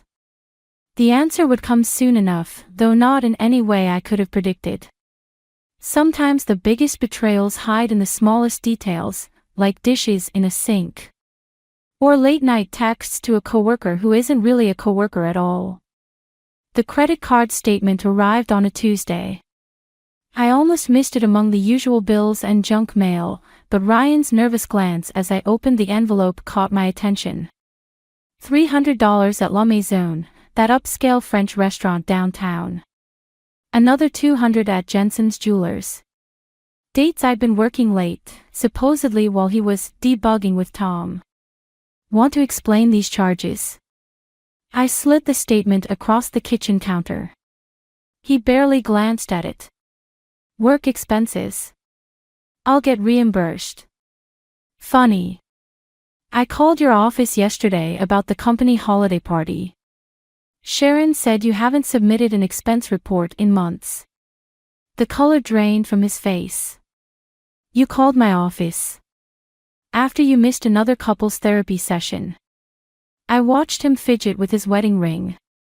Tom covered for you. Said you were in a meeting. Except you told me you were working from home that day. Sophie. Don't. My voice came out steadier than I felt. Just tell me who she is. There's no one. He reached for my hand. I pulled away. You're being paranoid. Like your mother when. Don't you dare bring my mother into this. The rage surprised me with its intensity. You lost that right when you started lying to my face. His phone buzzed on the counter. We both stared at it. The preview notification showed a message from Tom, and wants to know if you're still on for. Ryan lunged for the phone, but I was faster. The full message burned into my brain, and wants to know if you're still on for dinner. She's wearing that dress you liked. It's not what you think. He ran his hands through his hair, a gesture so familiar it hurt. Emily's just a friend from work. Tom's friend, actually. We're all just friends. I laughed at the sound sharp enough to make him flinch. Is that what you told Linda too? Something dark flashed across his face. Leave my mother out of this. Why? She's already involved, isn't she? The pieces were falling into place. All those Sunday brunches when I was traveling for work. Those long phone calls about your childhood memories. She's been covering for you this whole time. She's protecting me. His voice cracked. She understands that sometimes people make mistakes. Mistakes. I held up the credit card statement. This isn't a mistake, Ryan. This is a choice. Multiple choices, made over and over. He slumped against the counter, suddenly looking smaller. I never meant to hurt you. That's the problem. You never mean to do anything. Things just happen to you, right? Poor Ryan, always the victim, never responsible. His phone buzzed again. Another message from Tom. Emily's getting impatient. Should I tell her you're not coming? Tell her yourself. I tossed the phone at him. I'm sure she'll understand. She probably knows all about your mother's protection by now. Sophie, please. He caught my arm as I turned to leave. We can fix this. I'll go to therapy. I'll. Let go of me. My voice was ice. Or I'll call Linda right now and tell her exactly why her perfect son is about to lose another relationship. He released me like I'd burned him. We stood there, the kitchen counter between us like a battlefield, years of lies and enabling scattered like shrapnel. I'm staying at Megan's tonight. I grabbed my keys. Don't call me. Don't text me. And definitely don't send Tom to make excuses for you. At the door, I paused. You know what's funny? I actually felt guilty for suspecting you. For thinking you might be like Mark. Turns out you're worse. At least he had the decency to admit what he was. I love you, he whispered. No, Ryan. You love the idea of me. The perfect wife who'd never question you, never challenge you. Just like Linda taught you to expect. I left him standing there, surrounded by the evidence of his betrayal. My phone lit up with notifications, Linda's number, then Tom's, then Ryan's. I blocked them all. Later, Megan would ask if I was okay. I'd tell her I was fine, but the truth was more complicated. I wasn't just hurt or angry. I was awakening to a cold, clear rage that demanded more than just walking away. Ryan and Linda had written this story together. Now it was my turn to write the ending. The house was spotless when I returned from my business trip. Not just tidy, sanitized. Every surface gleamed, every pillow sat at a perfect angle, like a showroom waiting for potential buyers. The air smelled of lemon cleaner and lies. My suitcase wheels echoed on the hardwood as I moved through our staged perfection. A woman's scarf lay coiled on the entry table, not mine. Designer label. The kind Ryan always said we couldn't afford. I picked it up, the silk sliding through my fingers like water. Like truth. My phone buzzed. Linda. Sophie, dear. Ryan mentioned you were coming home today. I thought we could have dinner. Whose scarf is this? My voice sounded foreign, distant. A pause. Too long. What scarf? The Hermes scarf on my entry table. The one that costs more than our monthly mortgage. Oh. Another pause. I must have left it when I came to help Ryan straighten up. He mentioned you like things. Particular. The lie hung between us, as delicate as the scarf in my hands. Funny. The receipt still attached. Dated yesterday. Sophie. I ended the call, letting the silence wash over me. In the kitchen, a wine glass sat in the dish rack, lipstick stains in a shade I'd never wear. The garbage was empty, but a crumpled receipt by the can caught my eye. La Maison again. Dinner for two, last night. My phone lit up with Ryan's face. I let it ring. The bedroom door creaked open. Everything was perfect here too, fresh sheets, hospital corners, his dress shirts hanging with military precision. But the air felt wrong. Perfumed. The bathroom counter held the final evidence, a long dark hair caught in my hairbrush. Mine were blonde. Ryan's key turned in the lock downstairs. I heard him calling my name, his footsteps on the stairs. I sat on our perfectly made bed, holding the brush like a weapon. Sophie. You're home early. He appeared in the doorway, tie loosened, smile faltering as he saw my face. I was going to pick you up from the airport. Like you picked up Emily last night. The name hit him like a physical blow. Who? Please. I stood, brush still in hand. Don't insult what's left of us with more lies. It's not. He stopped, seeing the scarf dangling from my other hand. I can explain. Can you explain the wine glass? The receipt. The fucking Hermes scarf that costs more than you said we could afford for my birthday. You don't understand. He stepped forward. I stepped back. Emily's going through a rough time. Her husband. Is she married too? The laugh that escaped me sounded hysterical. Did Linda help you pick her out? Someone suitably broken for you to fix. Leave my mother out of this. Why? She's already in it. Up to her enabling neck. I threw the scarf at him. Did she help you clean up too? Make everything perfect before the wife came home. His face changed, something dark and familiar crossing it. You're being hysterical. Just like when. When what? When I suspected something was wrong. When I asked why you were working late every Thursday. When I wondered why Tom suddenly couldn't look me in the eye. Each question landed like a blow.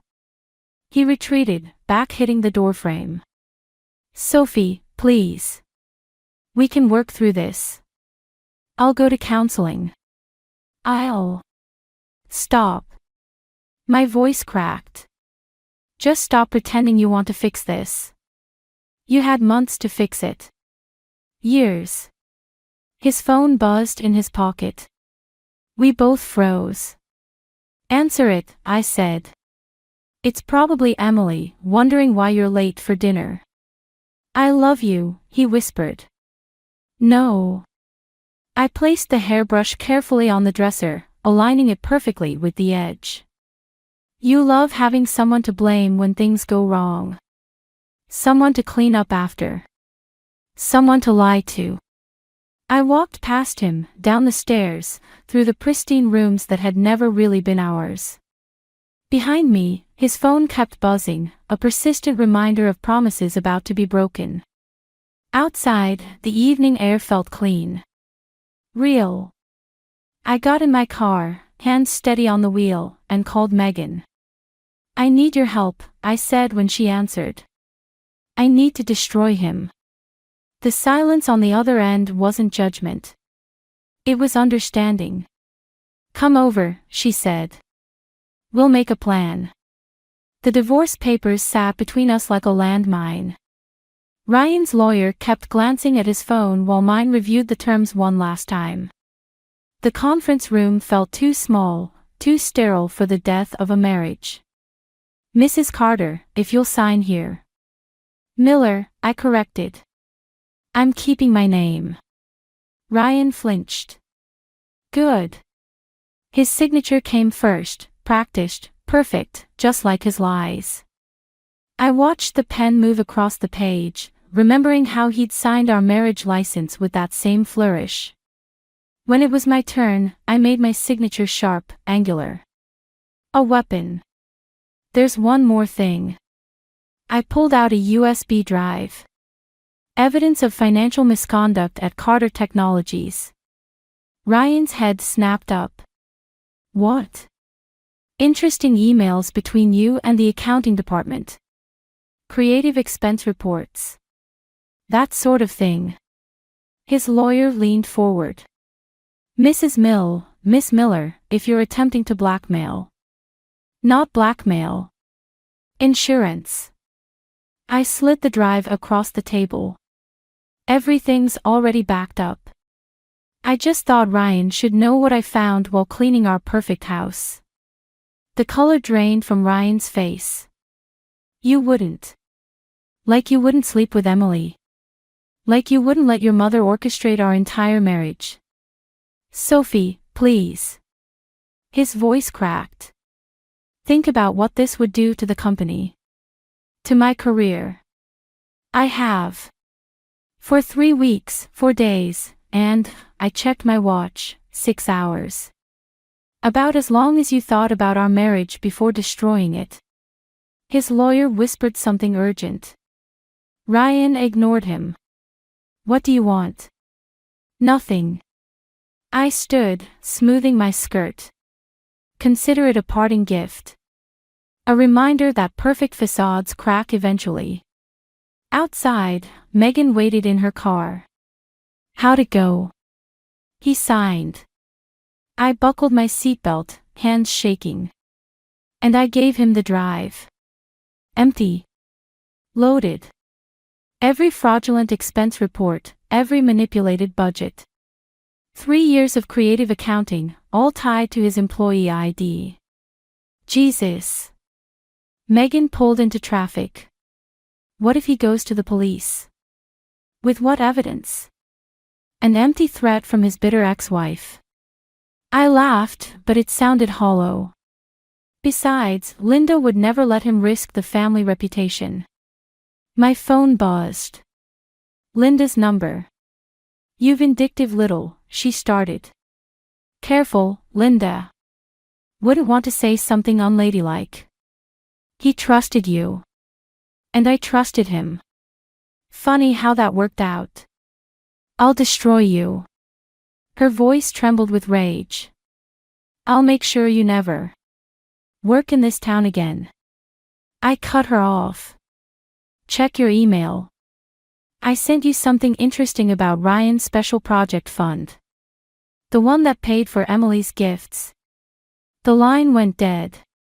Megan glanced over. You okay? No. My voice broke.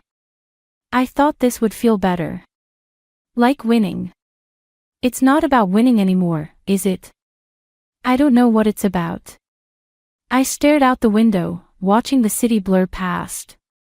I keep waiting to feel something besides empty. My phone buzzed again. Unknown number. Sophie.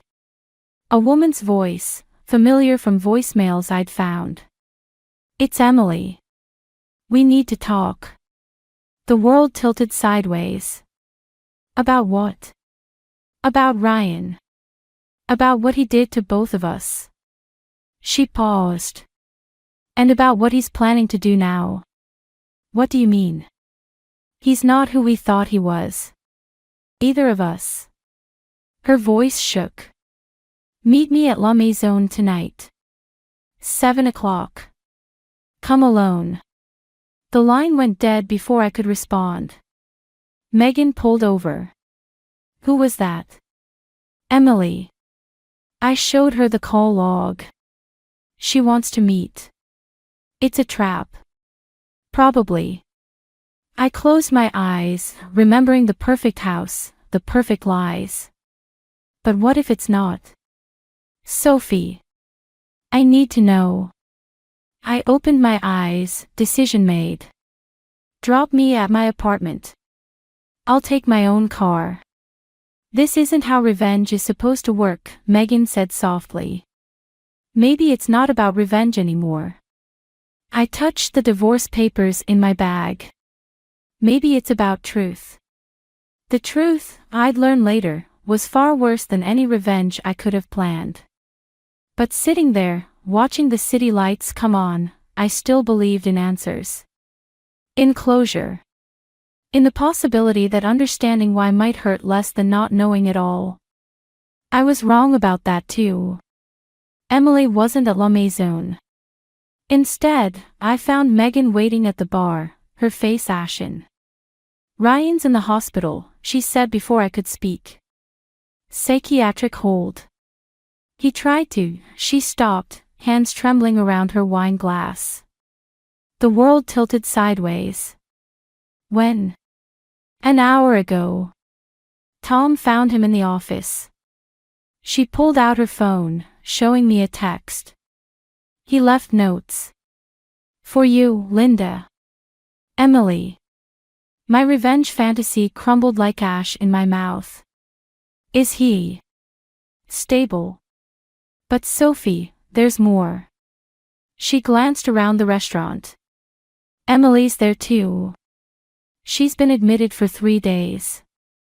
The pieces clicked together with nauseating clarity. They're in the same facility. Different wings. Megan hesitated. She tried to leave him last week. He didn't take it well. The drive to Riverside Psychiatric Center felt endless. Security checked my ID twice before letting me through. The hall smelled of industrial cleaner and despair. Emily sat in the common room, wearing hospital scrubs, her designer confidence stripped away. Purple bruises ringed her wrist. He said I was just like you, she said when I sat down. Strong. Independent. In need of fixing.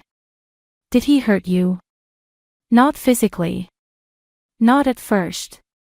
She touched her wrist. He just got in my head. Made me doubt everything. Then when I tried to leave. Emily. Linda's voice cut through the room like a blade. She stood in the doorway, perfectly coiffed even here. What lies are you telling now? The truth, I said, standing. For once, let's all tell the truth. Linda's mask cracked. You did this. Both of you. You pushed him too hard, expected too much. We expected basic human decency, Emily snapped. Not to be manipulated, gaslit, controlled. He loves deeply. Too deeply sometimes. Linda's voice wavered. After his father left. Stop. I stepped closer. Just stop.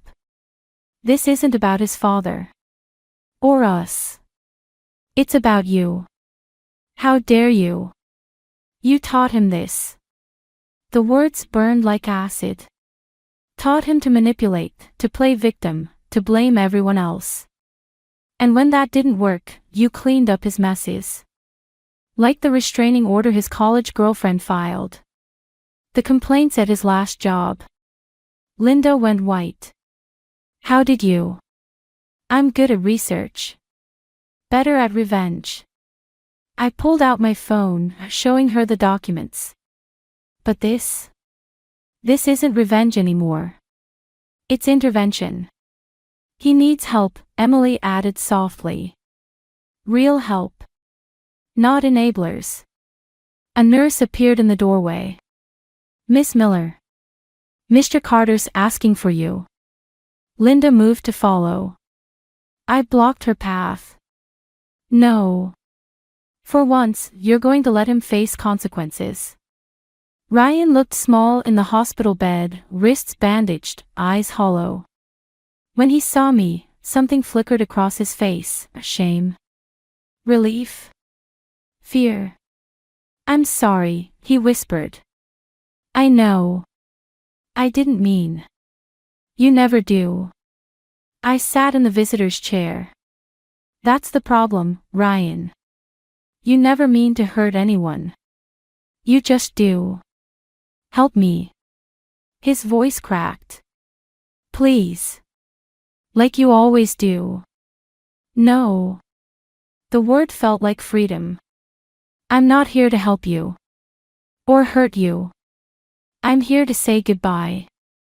Sophie. Emily's down the hall. I watched him flinch. She's not helping you either. Neither is Linda. Tears slid down his face. Then why are you here? Because someone needs to tell you the truth. You're not the victim here. You're not the hero. You're just a man who never learned to take responsibility for his actions. I love you, he tried. No. You love the idea of being loved. There's a difference.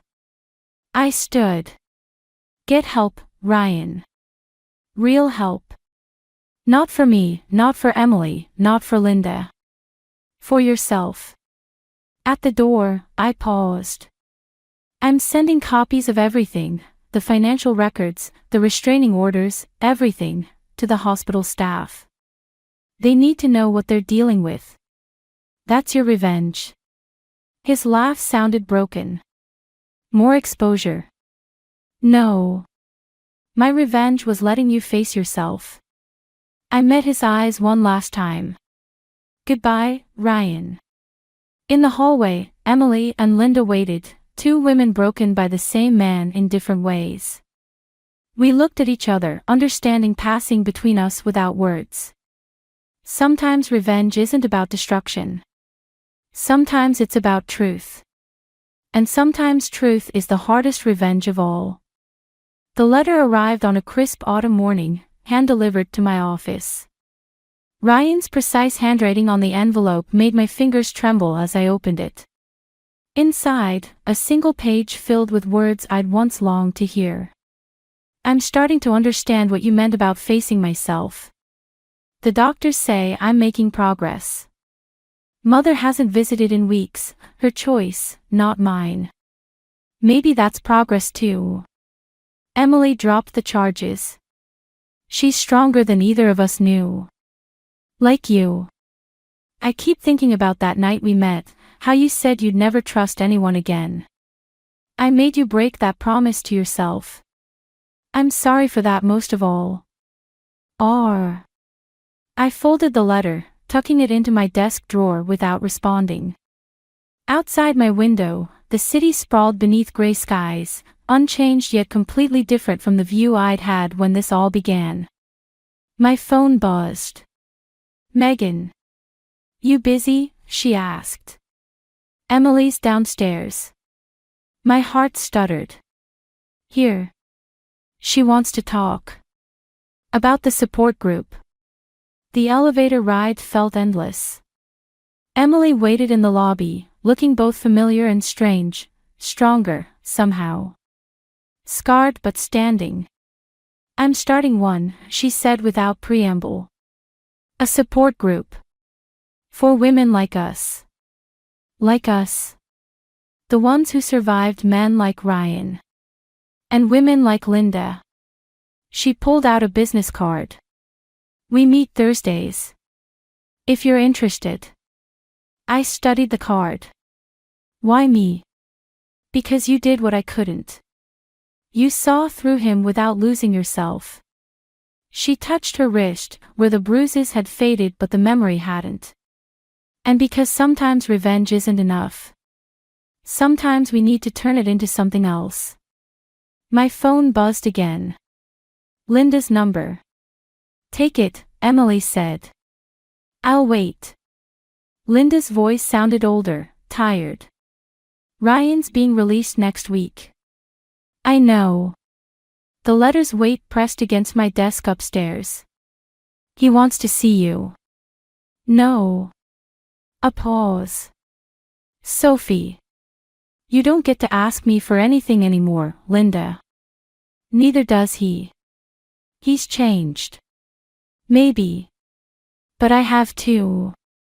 I watched Emily through the lobby windows, her reflection overlapping with mine. Goodbye, Linda. I hung up before she could respond. She still thinks she can fix him, Emily said when I returned. She can't. No. Emily smiled sadly. But maybe we can fix what he broke in us.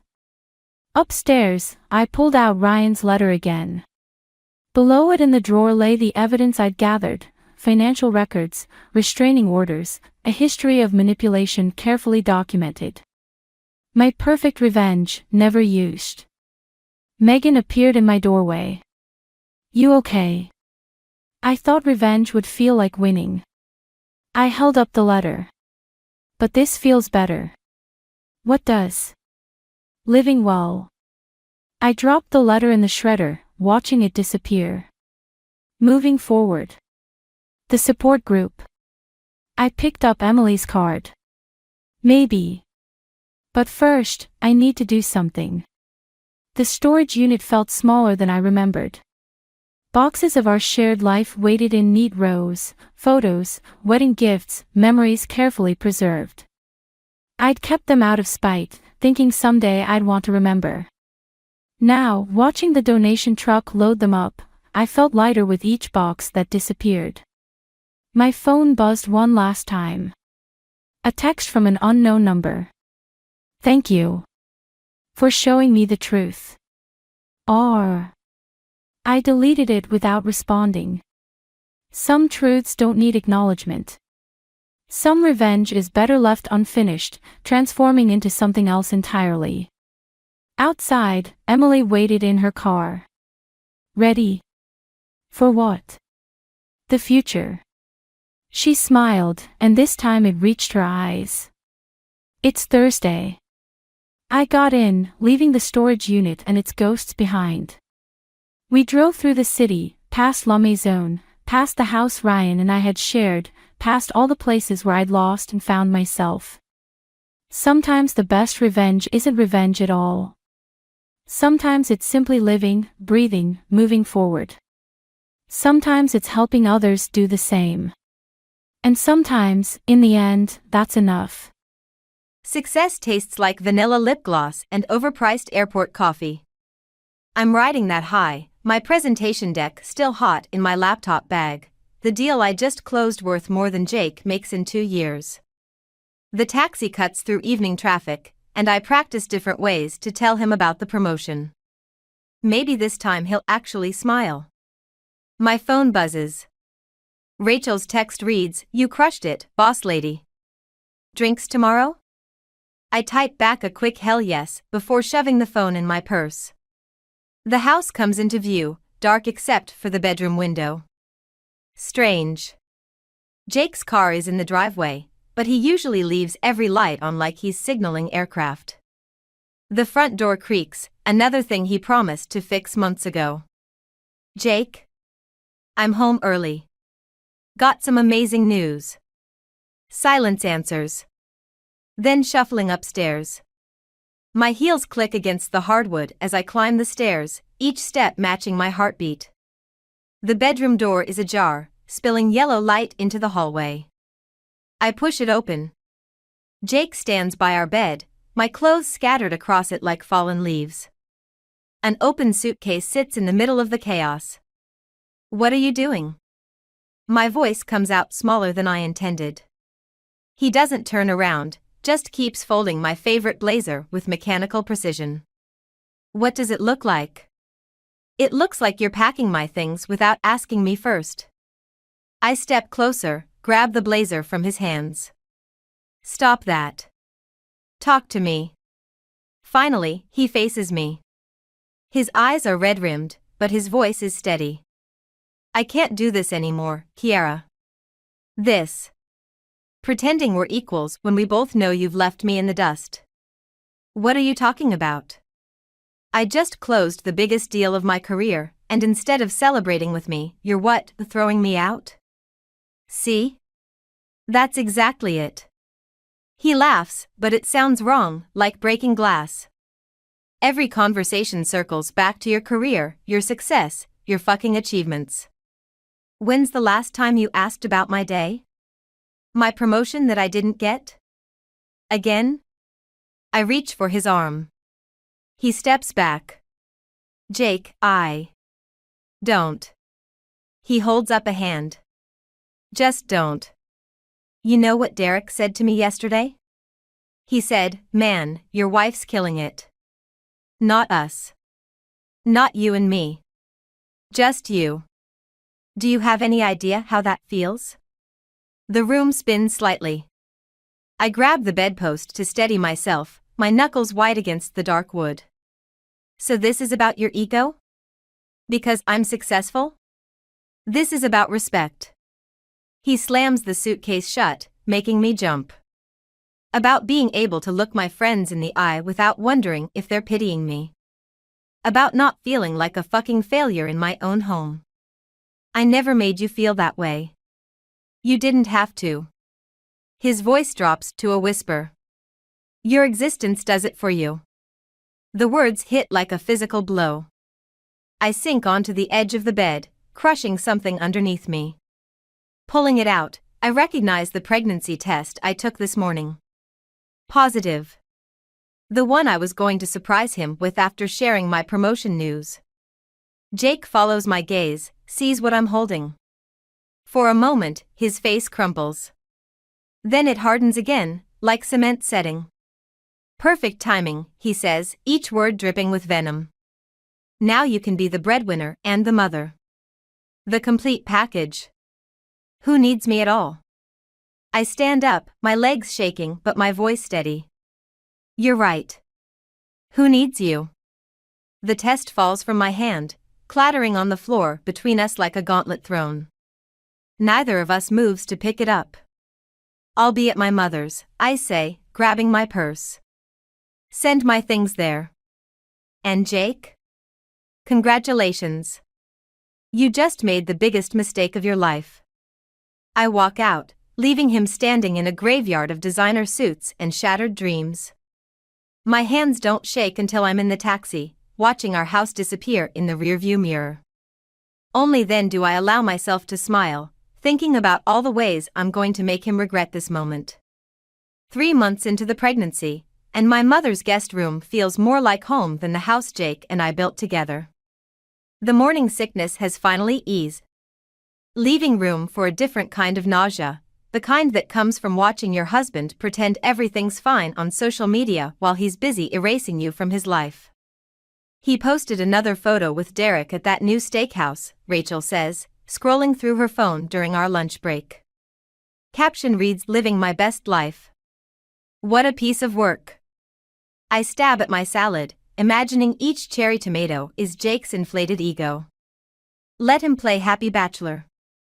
We both know he's dying inside. Speaking of dying. Rachel lowers her voice. The board approved your proposal for the Asian market expansion. Jake's company was counting on that contract. The lettuce suddenly tastes sweeter. You're sure? 100%. Derek let it slip to marketing that Jake's team had already started hiring people for the project. Now they'll have to let them go. My hand instinctively moves to my growing belly. The baby kicks, as if approving my silent satisfaction. The elevator dings, and I spot Linda from HR heading our way. She's wearing that expression that means trouble, the one that makes her look like she's sucking on a lemon. Kiara, do you have a moment? Her voice carries across the break room. It's about your maternity leave paperwork. In her office, Linda slides a form across her desk. Jake called. He's requesting to be removed as your emergency contact and insurance beneficiary. The paper blurs before my eyes. He what? I know this is delicate. But given your situation, we need to update your file. And she hesitates. He mentioned you might be leaving the company soon?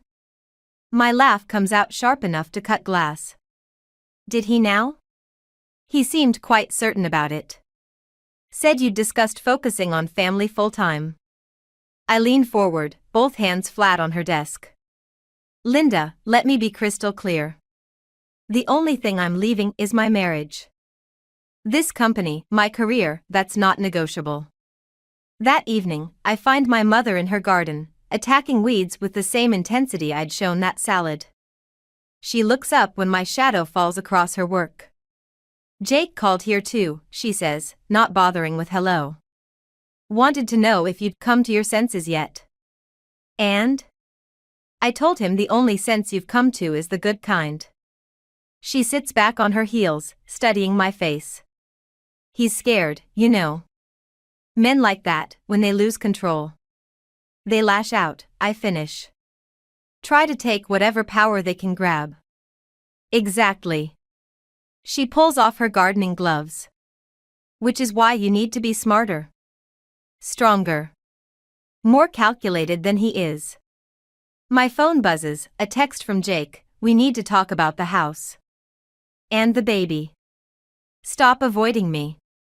I'm not avoiding anything, I mutter, typing back, lawyer. Everything goes through the lawyer. He's at the door, my mother says suddenly, peering through the kitchen window. Speaking of avoiding.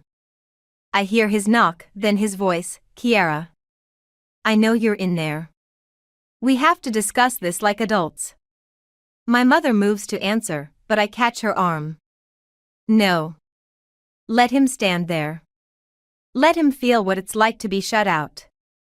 We sit in the darkened kitchen, listening to his increasingly aggressive knocks. Finally, his voice cracks, please. I made a mistake. I can't stand feeling this way. The baby kicks again, harder this time. I press my hand against the spot, remembering how he couldn't even look at the pregnancy test that night. That's the thing about mistakes, Jake, I whisper, though he can't hear me through the door. They have consequences. His footsteps eventually fade. My mother switches on the light, her face a mix of pride and concern. You're not just protecting yourself anymore, she says, nodding at my belly. No, I agree, already planning my next move. I'm protecting both of us. And I'm going to make sure he never forgets that. Through the window, I watch his car disappear into the darkness, knowing tomorrow will bring another battle. But this time, I'm ready. This time, I'm not the one who'll end up losing everything. The coffee shop across from Jake's office wasn't my usual scene, but it offered the perfect vantage point. I'd been sitting here for an hour, watching Derek's familiar figure pace outside, phone pressed to his ear. The conversation seemed heated, even from this distance. My own phone buzzed, Rachel's daily check-in. You sure about this?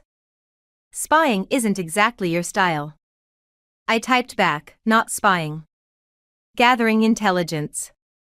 The baby shifted restlessly, as if sensing my tension. At 6 months, she was becoming quite the accomplice in my surveillance missions. I rubbed my belly, whispering, just a little longer, sweetheart. Derek finally ended his call and headed inside. I pulled my baseball cap lower, angling my laptop screen to hide my face. He ordered, then slumped into a booth behind me. Jake, man, you need to get it together. Another call. The board's asking questions about the project delays. Yeah, I know it's her fault, but you can't keep telling people she sabotaged it. It looks desperate. My fingers tightened around my cup. Sabotage? That was new. Listen, Derek continued, his voice dropping. People are starting to talk. They're saying you're obsessed, that you're letting your personal shit affect your judgment. The Asian market deal? That wasn't her fault. We lost it fair and square. A pause. Then, no, I'm not taking her side. I'm trying to save your ass before you get fired. You really think telling everyone your pregnant wife stole your clients is a good look? My hand shook as I reached for my phone, opening the voice recorder app. This was better than I'd hoped.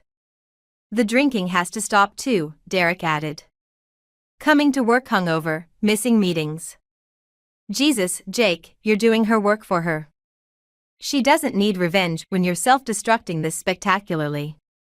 I almost felt sorry for Derek. Almost. But he'd enabled Jake's behavior for months, playing the sympathetic friend while watching him spiral. The chair behind me scraped as Derek stood. Fine. Don't listen. But when everything falls apart, remember I warned you. I waited until he left before gathering my things. Outside, the autumn air carried the scent of wood smoke and possibilities. My lawyer would be very interested in this recording. Back at my mother's, I found her in the kitchen with an unexpected visitor.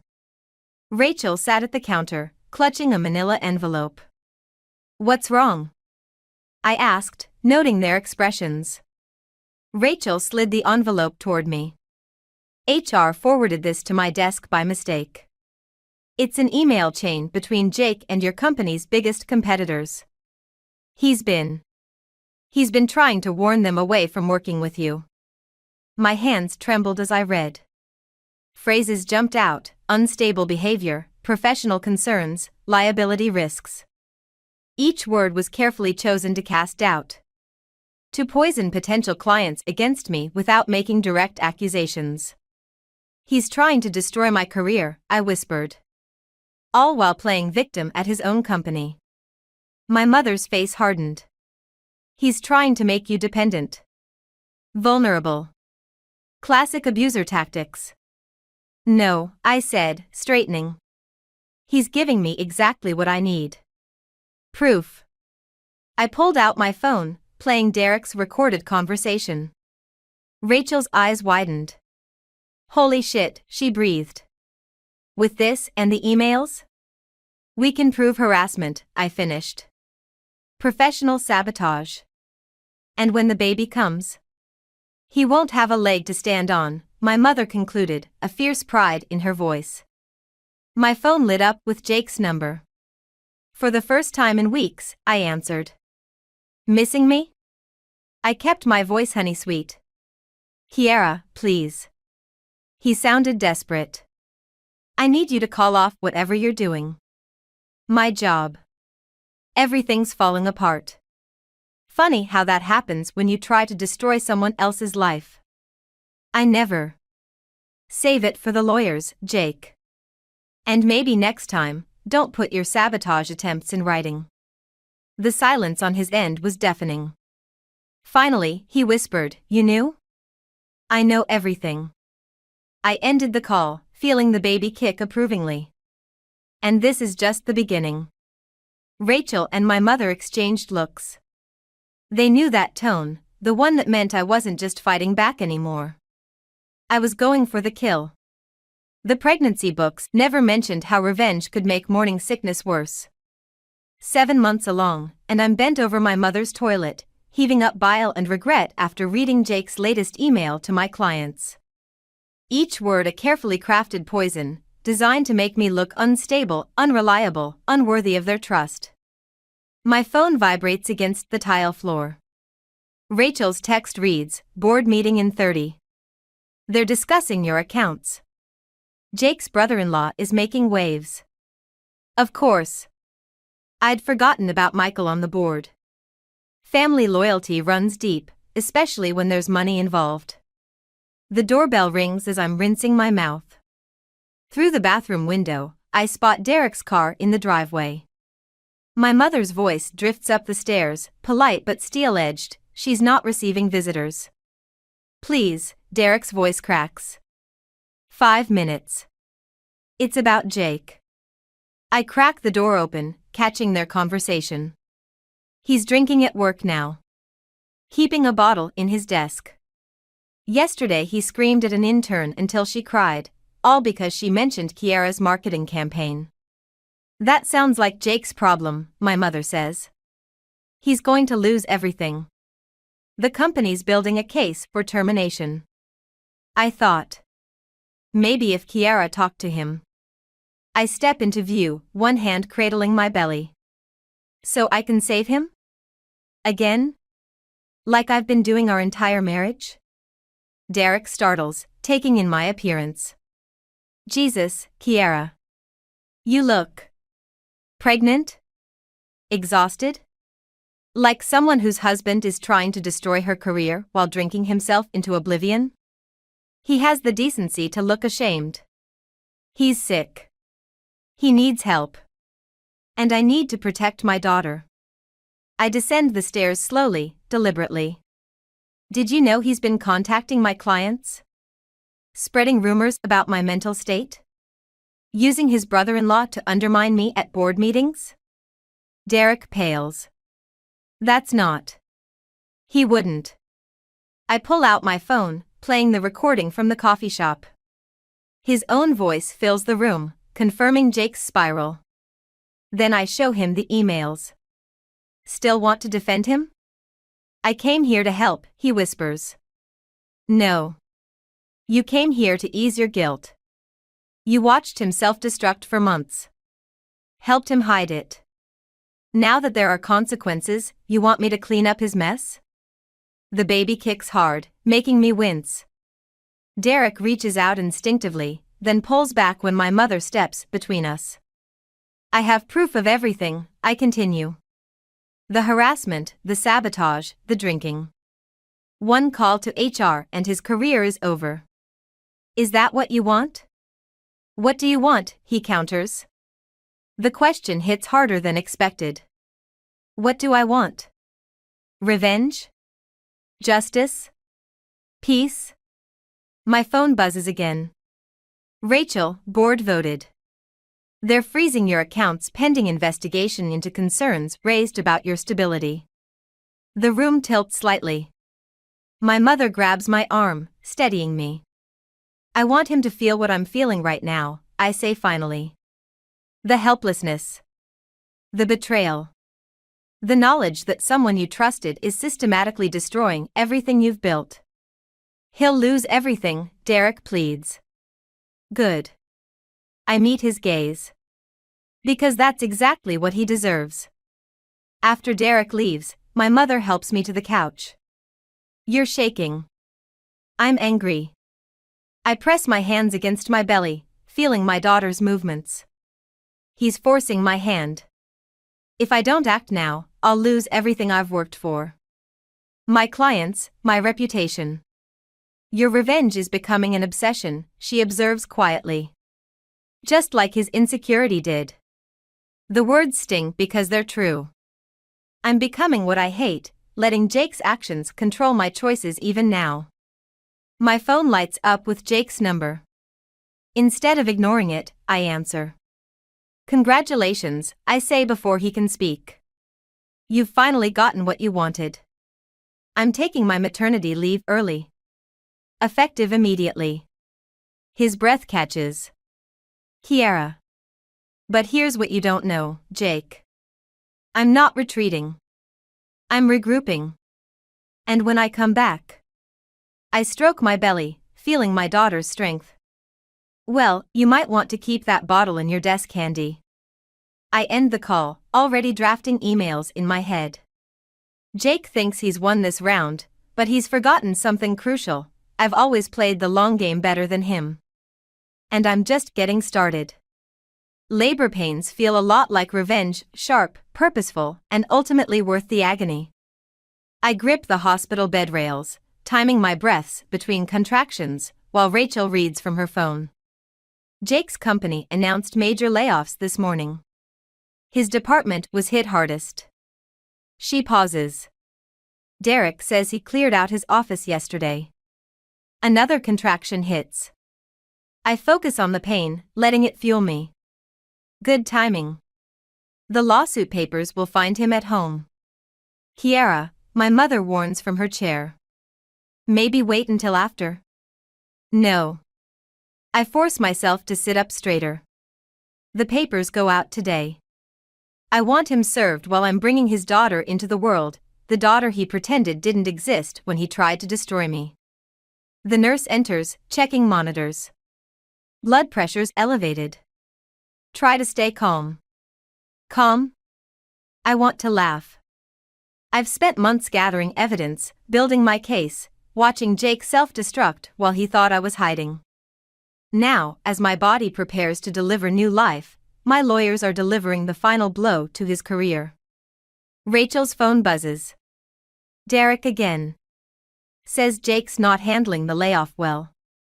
He's threatening to come here. He can try. My mother moves to the door, as if preparing to guard it personally. Security has his photo. Another contraction rips through me, stronger this time. The nurse frowns at the monitor. Baby's showing signs of distress. We need to get your pressure down. My phone lights up, Jake's number. Before anyone can stop me, I answer. Enjoying unemployment? My voice sounds strangled, even to me. You did this. His words slur slightly. Somehow, you orchestrated all of it. The client losses, the internal investigation, everything. You did it to yourself. I grip the rail harder as pain builds again. I just made sure everyone saw who you really are. I'm coming to the hospital. You can't keep my daughter from me. Watch me. The contraction peaks, and I can't hide my gasp. Are you in labor? His voice shifts, showing the first real emotion I've heard in months. Kiara, please. Let me be there. The monitor's beeping increases. The nurse moves quickly, adjusting equipment. Baby's heart rate is dropping. We need to prep for emergency C-section. My mother takes the phone. Jake, listen carefully. If you come here, I'll have you arrested. This is what you chose when you tried to destroy my daughter's life. Live with it. She ends the call as medical staff swarm the room. Through the chaos, I hear Rachel reading a text. Jake's brother-in-law just resigned from the board. Says he can't defend his actions anymore. I smile through the pain. Perfect timing. BP still rising, someone says. We need to move now. As they wheel me towards surgery, my mother squeezes my hand. Let it go, sweetheart. Focus on your daughter. But I can't. Even as they prep me for surgery, I'm calculating next moves. The lawsuit. The evidence against Jake's brother-in-law. The board members who'll face ethics investigations. The anesthesiologist leans over. Count backward from 10. 9. I think about Jake sitting alone in our empty house, career in ruins. 8. Rachel will ensure every potential employer knows about his drinking, his harassment. 7. My daughter will never know the man who chose pride over family. 6. The monitor's frantic beeping matches my racing thoughts. 5. My mother's worried face appears above me. 4. Your revenge won't keep her safe, she whispers. 3. But it will make sure Jake can never hurt us again. 2.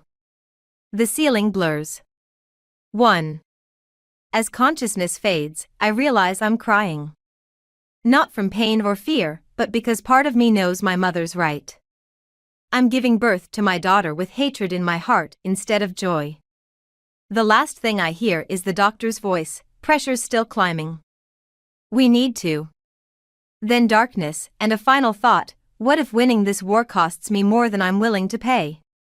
3 weeks after Emma's birth, I stand in our old driveway, my daughter sleeping against my chest in her carrier.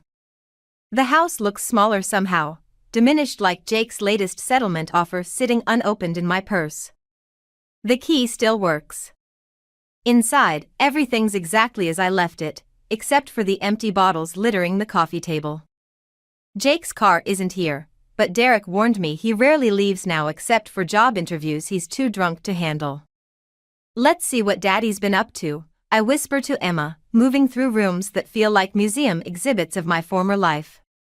In his home office, papers cover every surface, printouts of my emails, social media posts, news articles about the company's losses. Red marker circles names, draws connections, like a conspiracy theorist's fever dream. My phone buzzes. Rachel, board meeting ended. They're reinstating your accounts. Jake's brother-in-law confessed to everything. Victory should taste sweeter than this. Emma stirs, whimpering. I bounce her gently, studying Jake's wall of obsession. That's when I spot it, a familiar manila envelope tucked under some papers. My hands shake as I pull out photographs, me at doctor's appointments. Shopping for baby clothes. Having lunch with Rachel. All dated, annotated with times and locations. He's been stalking me. Beautiful girl, isn't she? I spin around. Jake stands in the doorway, swaying slightly. His clothes hang loose, his face gaunt beneath patchy stubble. You're drunk. I step backward, shielding Emma. Had to see her. He moves closer. My daughter. The one you used to destroy me. You destroyed yourself. Did I? He gestures at his wall. Or did you orchestrate everything? The client losses, the complaints, the investigation. You turned everyone against me. You did that when you chose your pride over your family. Emma starts crying. Jake flinches at the sound. Family? He laughs bitterly. You took that too. But I've been watching, Kiara. Learning your routines. Waiting. My back hits the desk. The photos scatter across the floor like fallen leaves. You need help, Jake. I need my life back. His shout makes Emma wail louder. Everything I had, my career, my reputation, my home, gone because you couldn't handle not being in control. Handle not being in control? My voice rises despite myself. You tried to sabotage my career. You spread lies about my mental health. I loved you. He slams his hand on the desk, inches from where I'm standing. And you made me feel worthless every single day. Emma's screams reach fever pitch. I need to get out, but Jake blocks the only exit. Move. No. His eyes fix on Emma.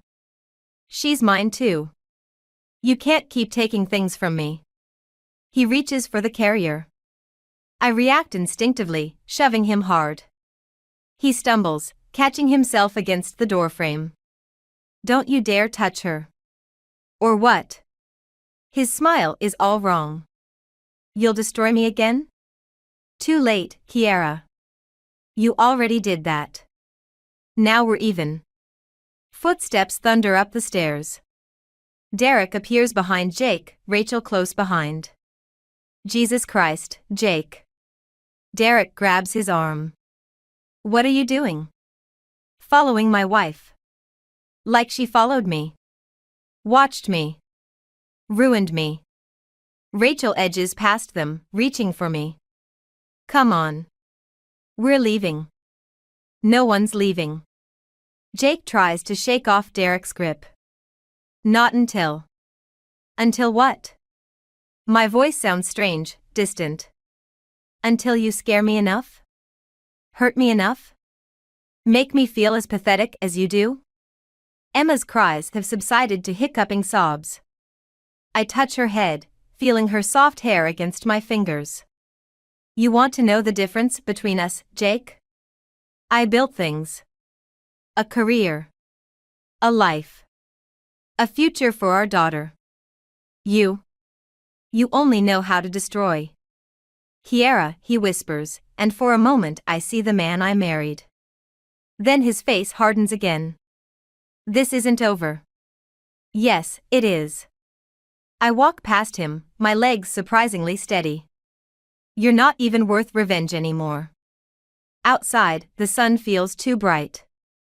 Rachel guides me to her car while Derek stays with Jake, already calling someone, rehab, maybe, or the police. In the back seat, I finally let myself shake, holding Emma close as she drifts back to sleep. My perfect revenge lies in ashes, leaving only the bitter taste of Pyrrhic victory and the weight of my daughter against my heart. The restraining order sits on my desk like a loaded gun. One signature, and Jake legally becomes a stranger. My lawyer says it's necessary after the stalking incident, but my pen hovers, uncertain. Emma sleeps in her carrier beside me while I review quarterly reports. Back at work for 2 weeks, and already the rhythm feels natural. Then my office door swings open. Jake stands there, sober and sharp in a new suit. Behind him, security guards rush forward, but he's already inside. Don't call them, he says quietly. Please. 5 minutes. I should press the panic button. Instead, I wave the guards back. 5 minutes. Then I'm signing these papers. He spots the restraining order, nods like he expected it. I'm checking into rehab tomorrow. 30-day program. Good for you. I keep my voice neutral, one hand resting near Emma's carrier. I sold the house. He stays by the door, maintaining distance. Used the money to pay back what I borrowed from the company. And he pulls out an envelope. I wrote letters. To your clients, the board, everyone I contacted during my campaign. Confessing everything. Why? Because you were right. His voice cracks. I only know how to destroy things. But I want to learn how to build instead. For her. He glances at Emma. Even if I never get to be her father. You'll always be her father, Jake. That's not something I can erase. No, but you can protect her from becoming collateral damage in my self-destruction. He sets the envelope on a chair. I'm not asking for forgiveness. Or another chance. I just wanted you to know I finally understand what I did. To you. To us. Emma stirs, making tiny sleep noises. Jake's face crumples for a moment before he rebuilds his composure. Derek showed me the photos, I say. The ones you took while stalking me. I know. That's why I'm here. He pulls something else from his pocket, a memory card. Every photo, every note, everything I collected during that time. Destroy it. I don't want to be that person anymore. My phone buzzes, Rachel texting that security is ready to intervene. I ignore it. You know what the worst part was? I stand, needing to move. Not the sabotage or the lies. It was watching you choose your pride over our daughter. Over and over. I chose fear, he corrects. Fear of being overshadowed. Of being irrelevant. Of not being enough. He laughs softly. Turns out, those fears were self-fulfilling prophecies. And now? Now I'm afraid of something worse, that Emma will grow up knowing her father was a coward who tried to destroy her mother rather than face his own inadequacies. I look at the restraining order, then at Emma, then at Jake, this stranger wearing my husband's face, speaking truths instead of accusations. Your 5 minutes are up. He nods, turning to leave. Then stops. The company offered me my job back. After rehab. I turned it down. Why? Because sometimes. He meets my eyes for the first time. Sometimes you have to lose everything to understand what you should have valued in the first place. The memory card sits on my desk where he left it. Next to it, the restraining order waits for my signature. Tools of destruction and protection, revenge and redemption. Jake. He pauses at the door. When you finish rehab. If you're serious about building things. I touch Emma's cheek. She'll need a father who knows how to do that. I don't deserve. This isn't about what you deserve. It's about what she deserves. I pick up the restraining order. I'll hold on to this. As insurance. But I won't file it. Yet. He nods, understanding the weight of this small mercy. Thank you. After he leaves, I open my desk drawer, dropping the memory card inside. Evidence of who we were, preserved but not defining who we might become. Emma wakes, demanding attention.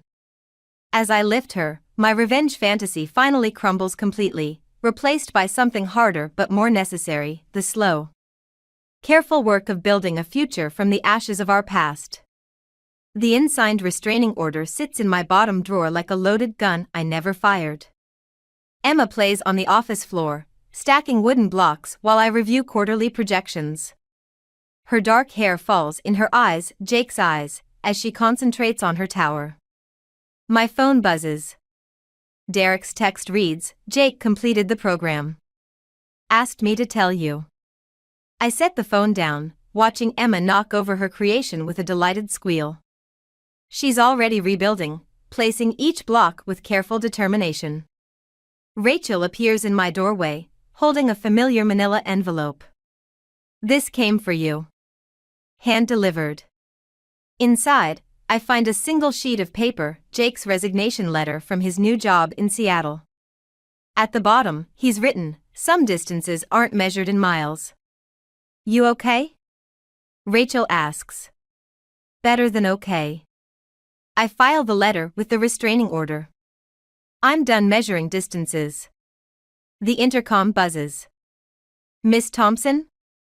Your 3 o'clock is here. Send them in. I scoop Emma up, settling her on my hip. Ready to meet Mommy's new client? She babbles something that might be client or might be climb. These days, everything's a mountain to scale. The door opens.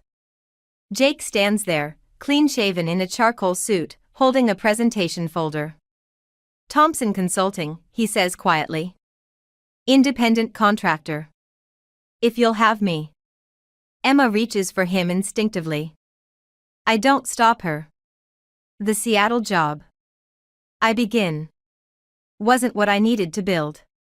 He accepts Emma's weight, professional demeanor cracking as she pats his face. I had a good teacher about rebuilding things. I gesture to the visitor's chair, noting how he arranges Emma on his lap, protecting her from the edge of my desk. Some instincts run deeper than our mistakes. Why consulting? Because I finally learned what you knew all along: success isn't about power. It's about creating something sustainable. He opens his folder. I've got references. A business plan. Even some potential clients who need help restructuring there? Stop. I hold up a hand. This isn't a job interview. His face falls, but he nods. I understand. I just thought. It's a partnership negotiation. I pull out a contract draft I'd prepared weeks ago, watching his expression shift. 60-40 split. Separate accounts. Clear boundaries. You knew I'd come back. I knew you'd either rebuild or self-destruct. The choice was always yours. Emma squirms off his lap, returning to her blocks. We both watch as she starts a new tower, this one more ambitious than the last. I can't undo what I did, Jake says. No. But you can build something new. If you're ready to do the work. He studies the contract, then looks at our daughter. Some things are worth building slowly. I think about revenge, about justice, about the fine line between protecting what matters and destroying what threatens us. The unsigned restraining order whispers from its drawer, but its voice grows fainter each day. Sign it, I say, pushing the contract forward. Not because you deserve it. But because Emma deserves to see that broken things can be rebuilt. Better. Stronger. Different. As Jake reaches for the pen, Emma's tower collapses again. Instead of crying, she laughs, already gathering blocks for another attempt. Like mother, like daughter, Jake murmurs. No, I correct him, watching Emma work. Like herself. That's all she needs to be. He signs the contract, his hand steady. Outside my office, Rachel gives me a questioning look through the glass. I nod, just once. She smiles and turns away, carrying my unspoken message: sometimes revenge isn't about destroying your enemies. Sometimes it's about building something they can't tear down. Emma holds up a block, offering it to both of us.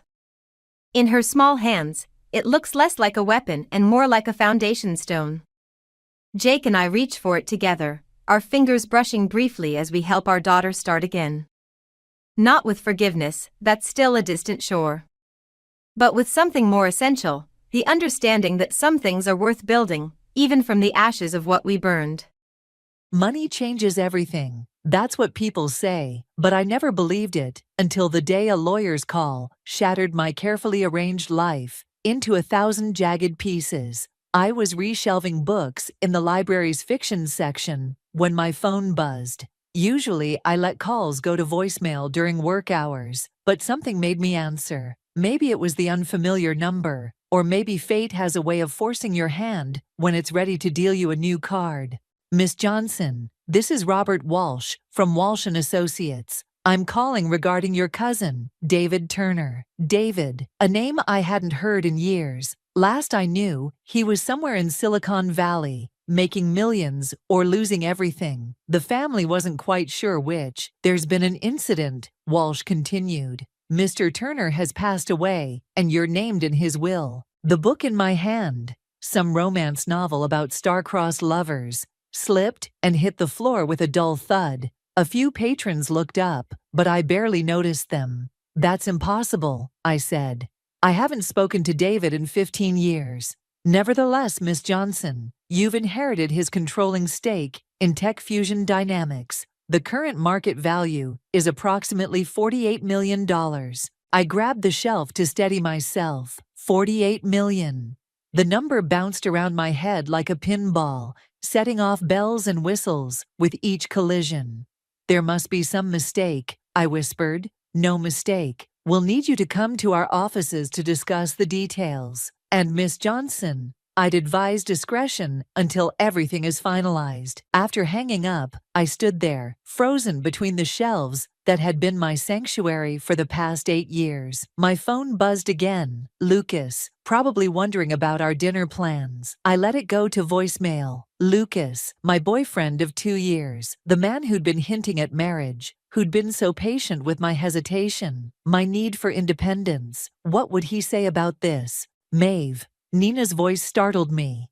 My best friend and fellow librarian appeared at the end of the aisle, her bright purple hair a stark contrast to the muted library surroundings. You okay? You look like you've seen a ghost. Something like that, I managed. Can you cover for me? I need some air. Outside, the city rushed by in its usual frenzy, but everything felt different, like I was watching it all through a warped lens. My cousin was dead. I was rich. The two facts refused to align in my mind. My phone buzzed again. Lucas. Hey, beautiful. His voice warm and familiar.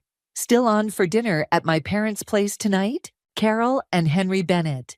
My potential future in-laws. They'd never approved of their son dating a librarian, though they hid it behind polite smiles and backhanded compliments. Actually, I'm not feeling well, I lied, surprising myself. I never lied to Lucas. Can we reschedule? Everything okay? Concern colored his voice, but something else too. Disappointment, suspicion, just a headache. I'll call you tomorrow. I ended the call and stared at my reflection in a store window. Same mousy brown hair, same unremarkable face, but something had shifted inside me, like a key turning in a lock I didn't know existed. David was dead, and he'd left me an empire I never asked for. The question was, why? And more importantly, what would it cost me? My phone buzzed one more time. A text from an unknown number. We need to talk about David. Meet me at Riverside Cafe tomorrow at 10. Come alone. CT.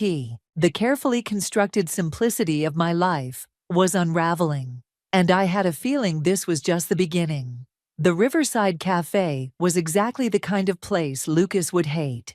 Mismatched furniture, local art on exposed brick walls, and not a designer label in sight. I arrived 15 minutes early, ordered a chai latte, and watched the door like a hawk. At precisely 10, a woman in her 50s walked in. She had David's eyes, that same intense green that seemed to look right through you. She spotted me immediately and made her way over. Catherine Turner, she said, extending her hand. David's wife, though I suppose ex-wife would be more accurate now. My throat went dry. I didn't know David was married. There's a lot you don't know about your cousin. She sat down, declining my offer to get her a drink, including why he left you those shares. Before she could continue, my phone buzzed. Lucas. I silenced it, but Catherine noticed. Someone important. My boyfriend, I said, then added, he doesn't know about the inheritance yet. Catherine's lips tightened. Smart girl, keep it that way. Especially if his last name is Bennett. The chai latte nearly spilled as my hand jerked. How did you? Because Carol Bennett has been trying to get her hands on Tech Fusion for years. David blocked her every attempt. She leaned forward. Your boyfriend's mother is a piranha in Chanel, Maeve, and you just became her favorite prey. My phone buzzed again. This time, a text. Where are you? Mom and Dad insist on dinner tonight. No excuses. Catherine watched me read it. Let me guess, sudden interest in family dinner. I should tell Lucas the truth, I said, more to convince myself than her. He's different from his parents. Really? Catherine pulled out her phone, showed me a photo. It was Lucas, leaving what looked like an investment firm. This was taken yesterday. He's already meeting with merger specialists. The cafe suddenly felt too warm, too crowded. That doesn't mean... It means exactly what you think it means. Catherine's voice softened. David knew this would happen. That's why he left you specific instructions. She slid an envelope across the table. Inside was a letter in David's familiar scrawl. Dear Maeve, if you're reading this, I'm dead, and the vultures are circling. Whatever you do, don't sign anything. Trust Catherine. She knows the plan. My phone buzzed a third time. Lucas again. Car's picking you up at 7. Wear something nice. Mom's excited to see you. I bet she is, I thought, and felt something shift inside me, that same key turning, but this time unlocking anger instead of confusion. What's the plan? I asked Catherine. First, you're going to that dinner. Wear whatever the hell you want. Let them think you're still the same naive librarian they've been underestimating. She stood up. But before you go, we need to make a quick stop at Walsh and Associates. The lawyer's office? Why? Catherine smiled. And for a moment, I saw what David must have seen in her. Because, dear girl, that's where we keep the sharks. I sent Lucas a quick text, see you at 7, and followed Catherine out. My phone immediately lit up with his response. Perfect. Love you. 3 simple words that used to make my heart flutter. Now they felt like the first lines of a script I hadn't known I was performing in. As we walked to her car, Catherine glanced at me.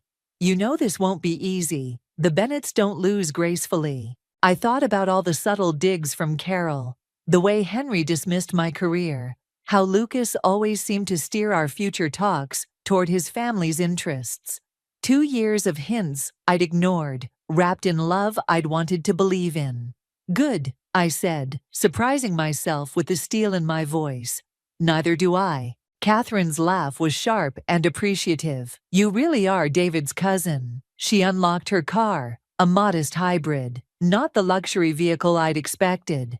Ready to learn how to fight back, I took one last look at Lucas's text, then turned off my phone. Ready to win.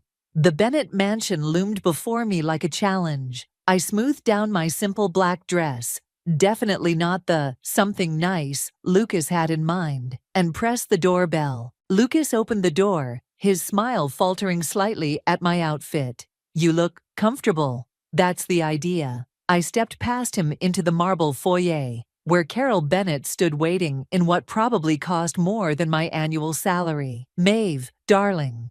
Her air kiss missed my cheek by inches. We have so much to celebrate. I caught Lucas shifting uncomfortably. Celebrate?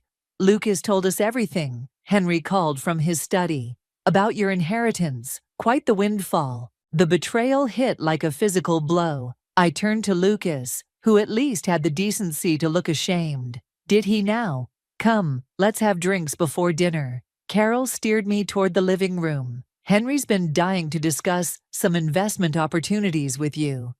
Of course he has.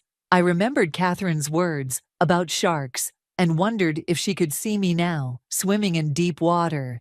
Actually, I said, planting my feet, I'd like to know exactly what Lucas told you. The room went still. Carol's perfectly manicured hand tightened on her martini glass. Just that you've come into some tech shares. Nothing specific, of course.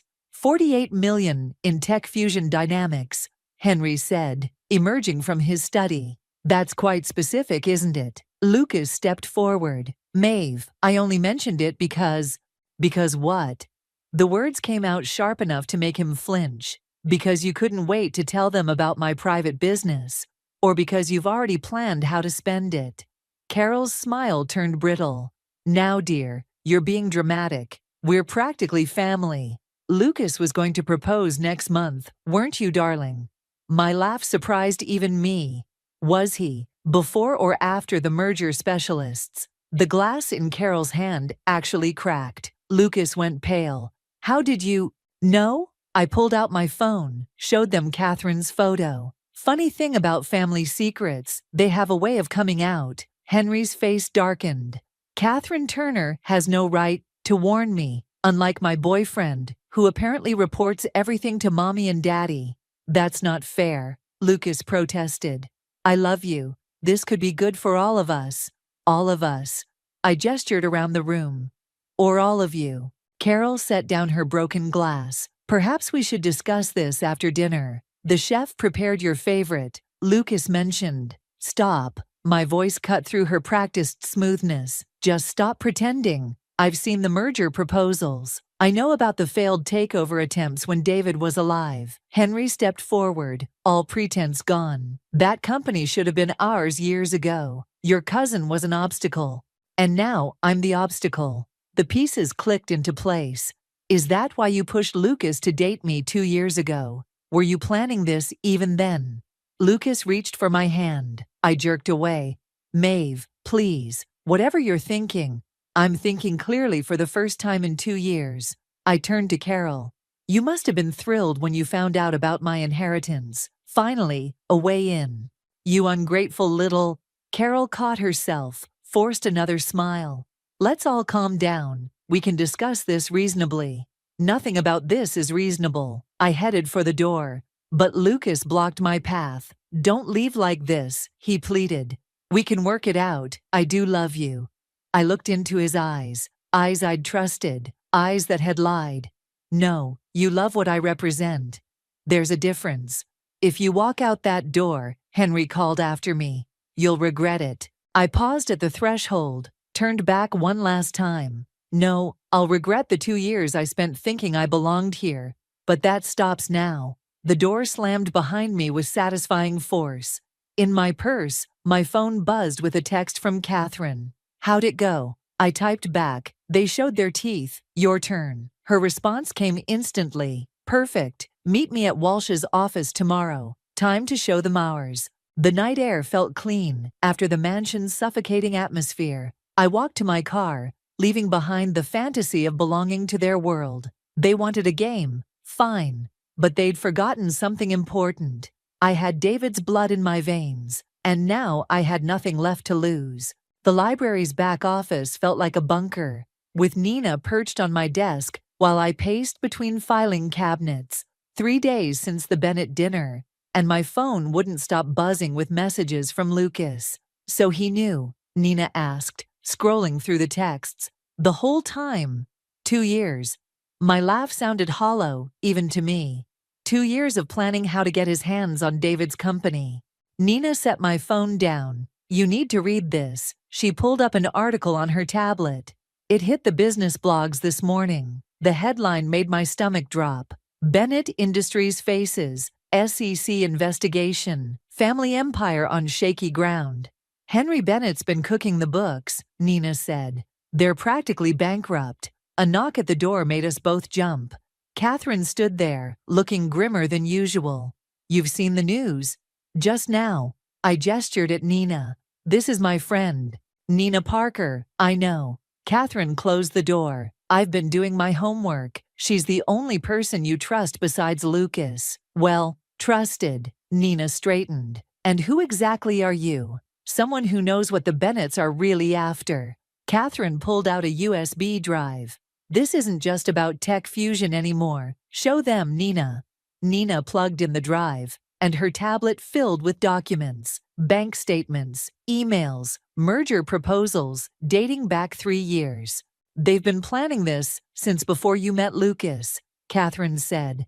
Carol Bennett orchestrated the whole thing. She knew David was sick before anyone else. The room tilted slightly. How?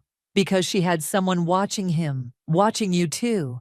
Catherine's voice softened. That's not all. Check the last folder. Nina's sharp intake of breath made me look. There were photos, dozens of them. Me at work, at home, with Lucas, dating back 3 years. They chose you, Catherine said. Found the perfect mark. Someone lonely, someone who'd believe Lucas could fall for a quiet librarian. My legs gave out. I sank into my chair, remembering every chance meeting with Lucas. Every time he seemed to know exactly what I needed to hear. There's more, Nina whispered, still scrolling. Maeve, they were the ones who isolated David, made sure you two lost touch. The pieces clicked together. The mysterious family rifts, the gradual distance, the way David tried to reach out before. When did he die? I asked Catherine. Really? 2 weeks ago, murder staged as suicide. Her words fell like stones. They thought they'd finally broken him. Instead, he changed his will. A sound escaped me, half laugh, half sob. He knew, and he gave me the shares to finish what he started. Catherine nodded. But they're desperate now. The SEC investigation, the failing company. They'll come after you hard. My phone buzzed again. Lucas, please, we need to talk. I can explain everything. Nina touched my arm. What are you going to do? I looked at the photos, at years of manipulation captured in pixels, at the careful construction of a love story that was really a business strategy. First, I said, standing up, I'm going to call that lawyer. Walsh? Catherine asked. No, someone better. I pulled out the card David's lawyer had given me. Someone who specializes in corporate takeovers. Nina's eyes widened. You're going after them? They're already drowning, I said, surprising myself with how calm I felt. I'm just going to help them sink. Catherine's smile was sharp. David would be proud. My phone buzzed one final time. Carol Bennett, dinner tomorrow, just us girls. We should talk about Lucas's future. I showed them the message. Nina swore under her breath, but Catherine just nodded. Perfect, she said. Except, why? Because Carol Bennett thinks she's still playing chess. Catherine gathered her things. Time to show her she's been playing checkers all along. I typed back a response, looking forward to it. The lie felt clean on my fingers, like the first page of a new book. They'd written my story for 3 years. Now it was my turn to write theirs. And this time, I knew exactly how it would end. Carol Bennett chose Le Jardin for our dinner, the kind of restaurant where the menu has no prices, and the waiters judge your wine selection. I arrived early, armed with Catherine's USB drive in my purse, and David's last letter burning a hole in my pocket. Carol was already there, perfectly coiffed in Chanel. Maeve, darling, I took the liberty of ordering champagne. To celebrate what? I settled into my chair, noting the extra place setting. I thought this was just us girls. Oh, did I forget to mention? Her smile didn't reach her eyes. Lucas insisted on joining us. He's parking the car. Of course he was. I touched the USB drive through my purse, remembering Catherine's warning. Don't show your hand too early. Before he arrives, Carol leaned forward. I want to clear the air about that unfortunate dinner. Which part? The ambush or the threats? Don't be dramatic. She sipped her water. Henry can be direct, but we only want what's best for everyone. Everyone meaning the Bennett family, which could include you. She reached across the table, touched my hand. Lucas loves you. The merger would just be formalizing things. The champagne arrived with Lucas, who bent to kiss my cheek. I turned my head slightly, making him catch the corner of my mouth instead. You look beautiful, he said, settling between us. I've missed you. Funny how surveillance photos work that way. His glass froze halfway to his lips. Carol's knuckles whitened around her stem. What did you say? Lucas asked. I pulled out my phone, showed them the photos Catherine had given me. 3 years of watching, planning, orchestrating. That's quite the long game. Where did you get those? Carol's voice had lost its polish. The same place I got these. I placed David's letter on the table. He wrote this the day before he died, or should I say, the day before you had him killed. Lucas went pale. Maeve, whatever you think, I don't think, I know. I pulled out the USB drive. Every email, every transaction, every piece of evidence showing how you systematically destroyed David's life while setting up mine. Carol's mask cracked. You stupid girl, you have no idea what you're dealing with. Actually, I do.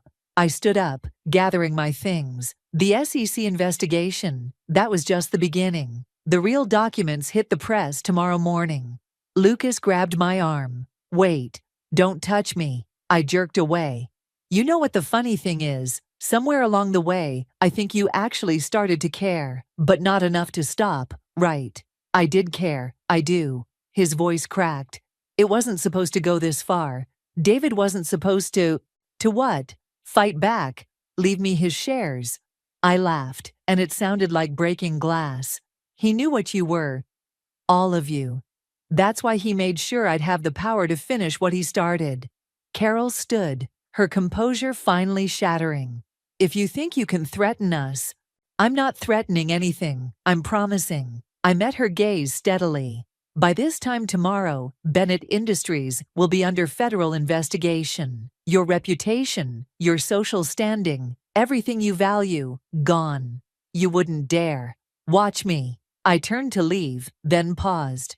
Oh, and Lucas, those merger papers you were hoping I'd sign, I already did, with your biggest competitor. The champagne bottle crashed to the floor as Carol lunged for her phone. Lucas just sat there, staring at nothing. Outside, Catherine was waiting in her car. How'd it go? Exactly as planned. My hands were shaking now, the adrenaline fading. Did you send the files? 10 minutes ago. It'll hit the morning news cycle. She studied my face. You okay?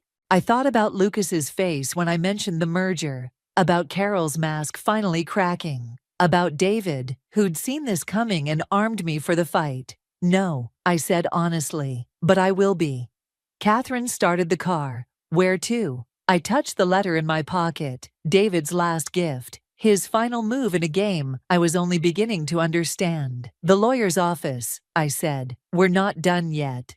The morning headlines hit like bombs. Bennett Industries under federal investigation. Tech dynasty crumbles. Corporate scandal rocks social elite. I should have felt triumphant. Instead, I sat in Walsh's office, staring at security footage that changed everything. Play it again, I told the lawyer.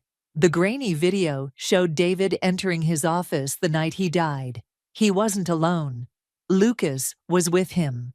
Timestamp shows this was 3 hours before. Walsh trailed off. Before they made it look like suicide, Catherine's voice was tight. Maeve, we didn't know. I watched Lucas on screen, gesturing angrily. David remained calm, writing something, the letter he'd left me. Then Henry Bennett entered the frame. Stop. I couldn't watch the rest again. Why didn't this come out during the investigation? Because I buried it. Henry Bennett's voice made us all jump. He stood in the doorway, looking older than I'd ever seen him. May I come in? Catherine moved to block his path. Give me one reason. Because I'm here to confess. He placed a USB drive on Walsh's desk. Everything.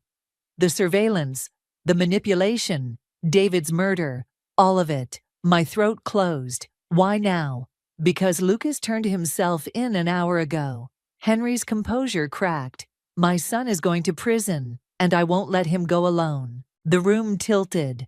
Lucas had turned himself in. Lucas, who'd watched David die, who'd been part of it all, had finally chosen truth over family. Carol doesn't know you're here, I realized.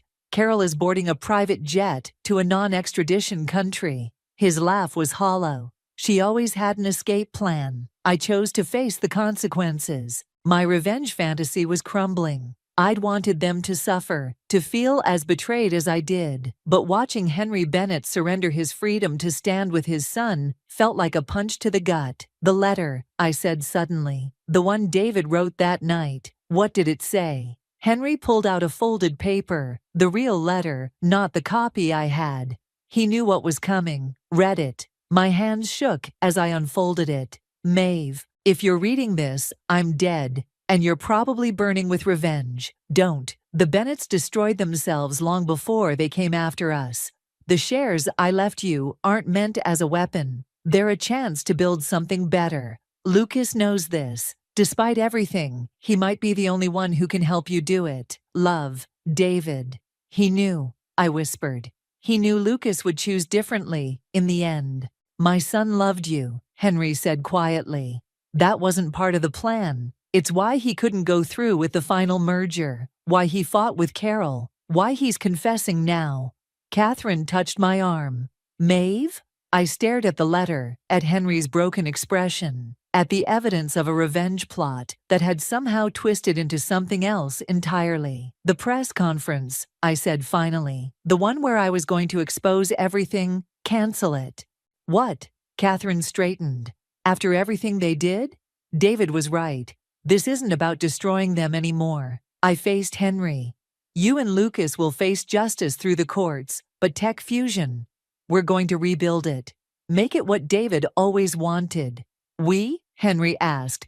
Lucas will serve his time, but when he's out, I swallowed hard.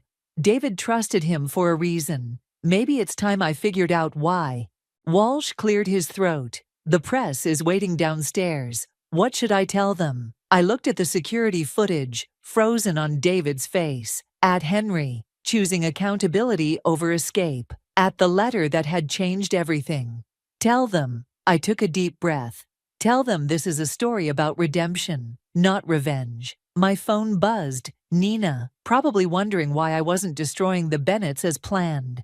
But David's words echoed in my head. A chance to build something better. The hard part wouldn't be forgiving Lucas. The hard part would be forgiving myself for wanting to become exactly what I'd hated about them. Ready? Catherine asked, gesturing toward the door. No, I wasn't ready at all. But maybe that was the point. The prison visiting room smelled of industrial cleaner and stale coffee. Lucas sat across from me. Orange jumpsuit stark against his pale skin. 3 months in custody had stripped away his polished veneer, leaving something raw and unfamiliar. You got my letter? He asked. I placed David's final letter on the table between us. I got both of them. His eyes fixed on David's handwriting. Then you know. I know he trusted you. What I don't know is why. Lucas touched the letter's edge, then pulled back as if burned. The night he died, I was supposed to get his signature on the merger documents. Instead, he showed me everything. The real Tech Fusion financials, the prototype designs, what the company could become.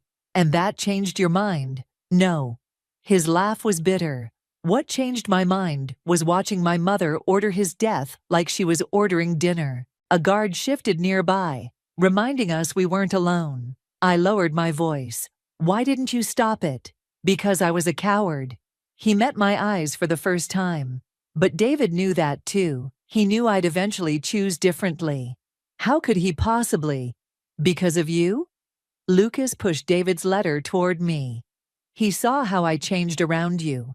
Not just pretending, but actually changing. That's why he left you the shares. Not to destroy us, but to finish what he started. My throat tightened. The hidden clause in the charter. Article 7.3. Lucas nodded. If the shares are held by a direct descendant of the Turner family, they can't be diluted or transferred without unanimous board approval. Which means my mother's plan was doomed from the start. David made sure of that. The door opened, and Catherine walked in, carrying a thick folder. Sorry I'm late. Traffic was... She stopped, seeing Lucas. Oh. It's okay, I said. He needs to hear this too. Catherine sat beside me, spreading documents across the table. Carol's been found. Singapore authorities picked her up an hour ago. Lucas closed his eyes briefly. Good. There's more. Catherine pulled out a final document. We found David's original business plan. The one he wrote before the Bennetts got involved. My hands shook as I read it. A technology education initiative. Free coding schools in underserved communities, Lucas explained. That was his real vision, before my family convinced him to focus on profit instead. Which is why he left everything to you, Catherine said. He knew you'd understand the value of education, of giving people chances they might not otherwise have. The librarian in me stirred, a place where anyone could learn, regardless of background. We can still build it, Lucas said quietly. Even from in here, I can help, if you'll let me. I studied his face, the face I'd loved, hated, and now couldn't quite categorize. Why should I trust you? You shouldn't. He pushed away from the table. Trust David instead. He saw something in both of us, something worth saving. Catherine touched my arm. Maeve? I looked at the scattered documents, David's vision, Lucas's confession, the future waiting to be built from the ashes of revenge. Article 7.3 stays in place. The shares remain protected. Of course, Lucas agreed.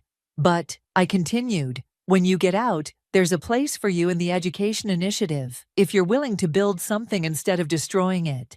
Time's up, the guard called. Lucas stood, hesitated. I loved you, you know. Not at first, but eventually. That part was real. I know. I gathered the documents. That's why David trusted you. And maybe that's why I can too. Eventually. He nodded once, understanding the weight of that maybe, then turned to go. Lucas, I called after him. He looked back. David was right about one more thing. What's that? Redemption is harder than revenge, but it's worth more in the end. The door closed behind him, and I felt something shift. Not the key turning this time, but a door opening to something new, something better. Catherine squeezed my hand. Ready? I picked up David's letter, his final gift, now feeling less like a weapon and more like a foundation. Ready to build. The Turner Bennett Technology Center occupied an old warehouse in the city's forgotten industrial district. Exposed brick walls now held rows of computers, and the former loading dock had become a sunny reading room. I stood in the entrance, watching the first group of students file in. Teenagers mostly, carrying worn backpacks and uncertain dreams. Nina appeared beside me, her purple hair now streaked with silver. They look terrified. They look like me, I said. Before all this, the center had taken 18 months to build, each day a step away from revenge and towards something else, something David had seen coming all along. Catherine emerged from her office, carrying a familiar envelope. This came from the prison. Lucas's parole hearing was next month. His letters had evolved from apologies to ideas, each one filled with plans for expanding the center's reach. I tucked the envelope away for later. Miss Johnson, a girl with thick glasses, approached, clutching a laptop. I found something weird in the registration system. I followed her to her workstation, where she'd pulled up the center's code. There, buried in the programming, was a message I'd never seen.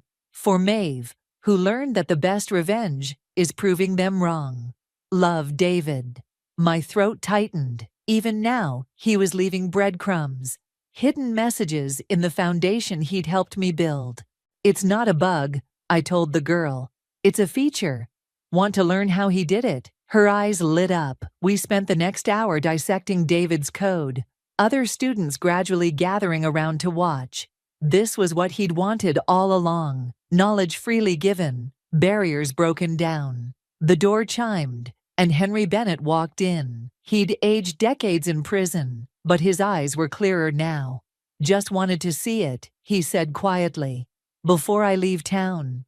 I nodded toward the students. Want a tour? He followed me through the facility, past coding classes and art workshops, study spaces and collaboration rooms. In each one, people from different worlds worked together, learning, creating. Carol called, he said finally. From Singapore. I stiffened. And? She wanted to invest. I told her no. He smiled slightly. Some things shouldn't be about profit. In my office, David's letter sat framed on the wall, next to the article announcing Carol's arrest. Redemption and justice, side by side. Lucas would be proud, Henry said, then caught himself. Sorry, I shouldn't. It's okay. I touched the envelope in my pocket. He'll see it soon enough. Nina poked her head in. Sorry to interrupt, but the reporters are here for the opening ceremony. I dreaded this moment, standing in front of cameras, explaining what we'd built, but looking at the students through my office window, I realized I didn't need to explain anything. The results spoke for themselves. Coming, I told Nina, then turned to Henry. Will you stay? He shook his head. This is your moment. Besides, he gestured to the security camera in the corner. I think I've been on enough surveillance footage for one lifetime. I watched him leave, then joined Nina by the podium. The reporters waited with their cameras, ready to document the rise of the Turner Bennett Technology Center. Though most had missed the real story, this wasn't about revenge or redemption anymore. It was about choice. The choice to build instead of destroy, to teach instead of manipulate, to find strength in vulnerability rather than power. Ready? Nina squeezed my hand. I looked at our students, each carrying their own stories of struggle and hope. At Catherine, who'd helped me navigate between justice and vengeance. At the empty seat I'd saved, just in case Lucas earned his way back. Actually, I said, stepping away from the podium, I think we should let them tell the story. I beckoned to the girl who'd found David's message. She approached nervously, then began to speak about discovering hidden code and learning to create something new. In her voice, I heard the future David had imagined. Not a revenge story, but a beginning. And maybe that had been the point all along.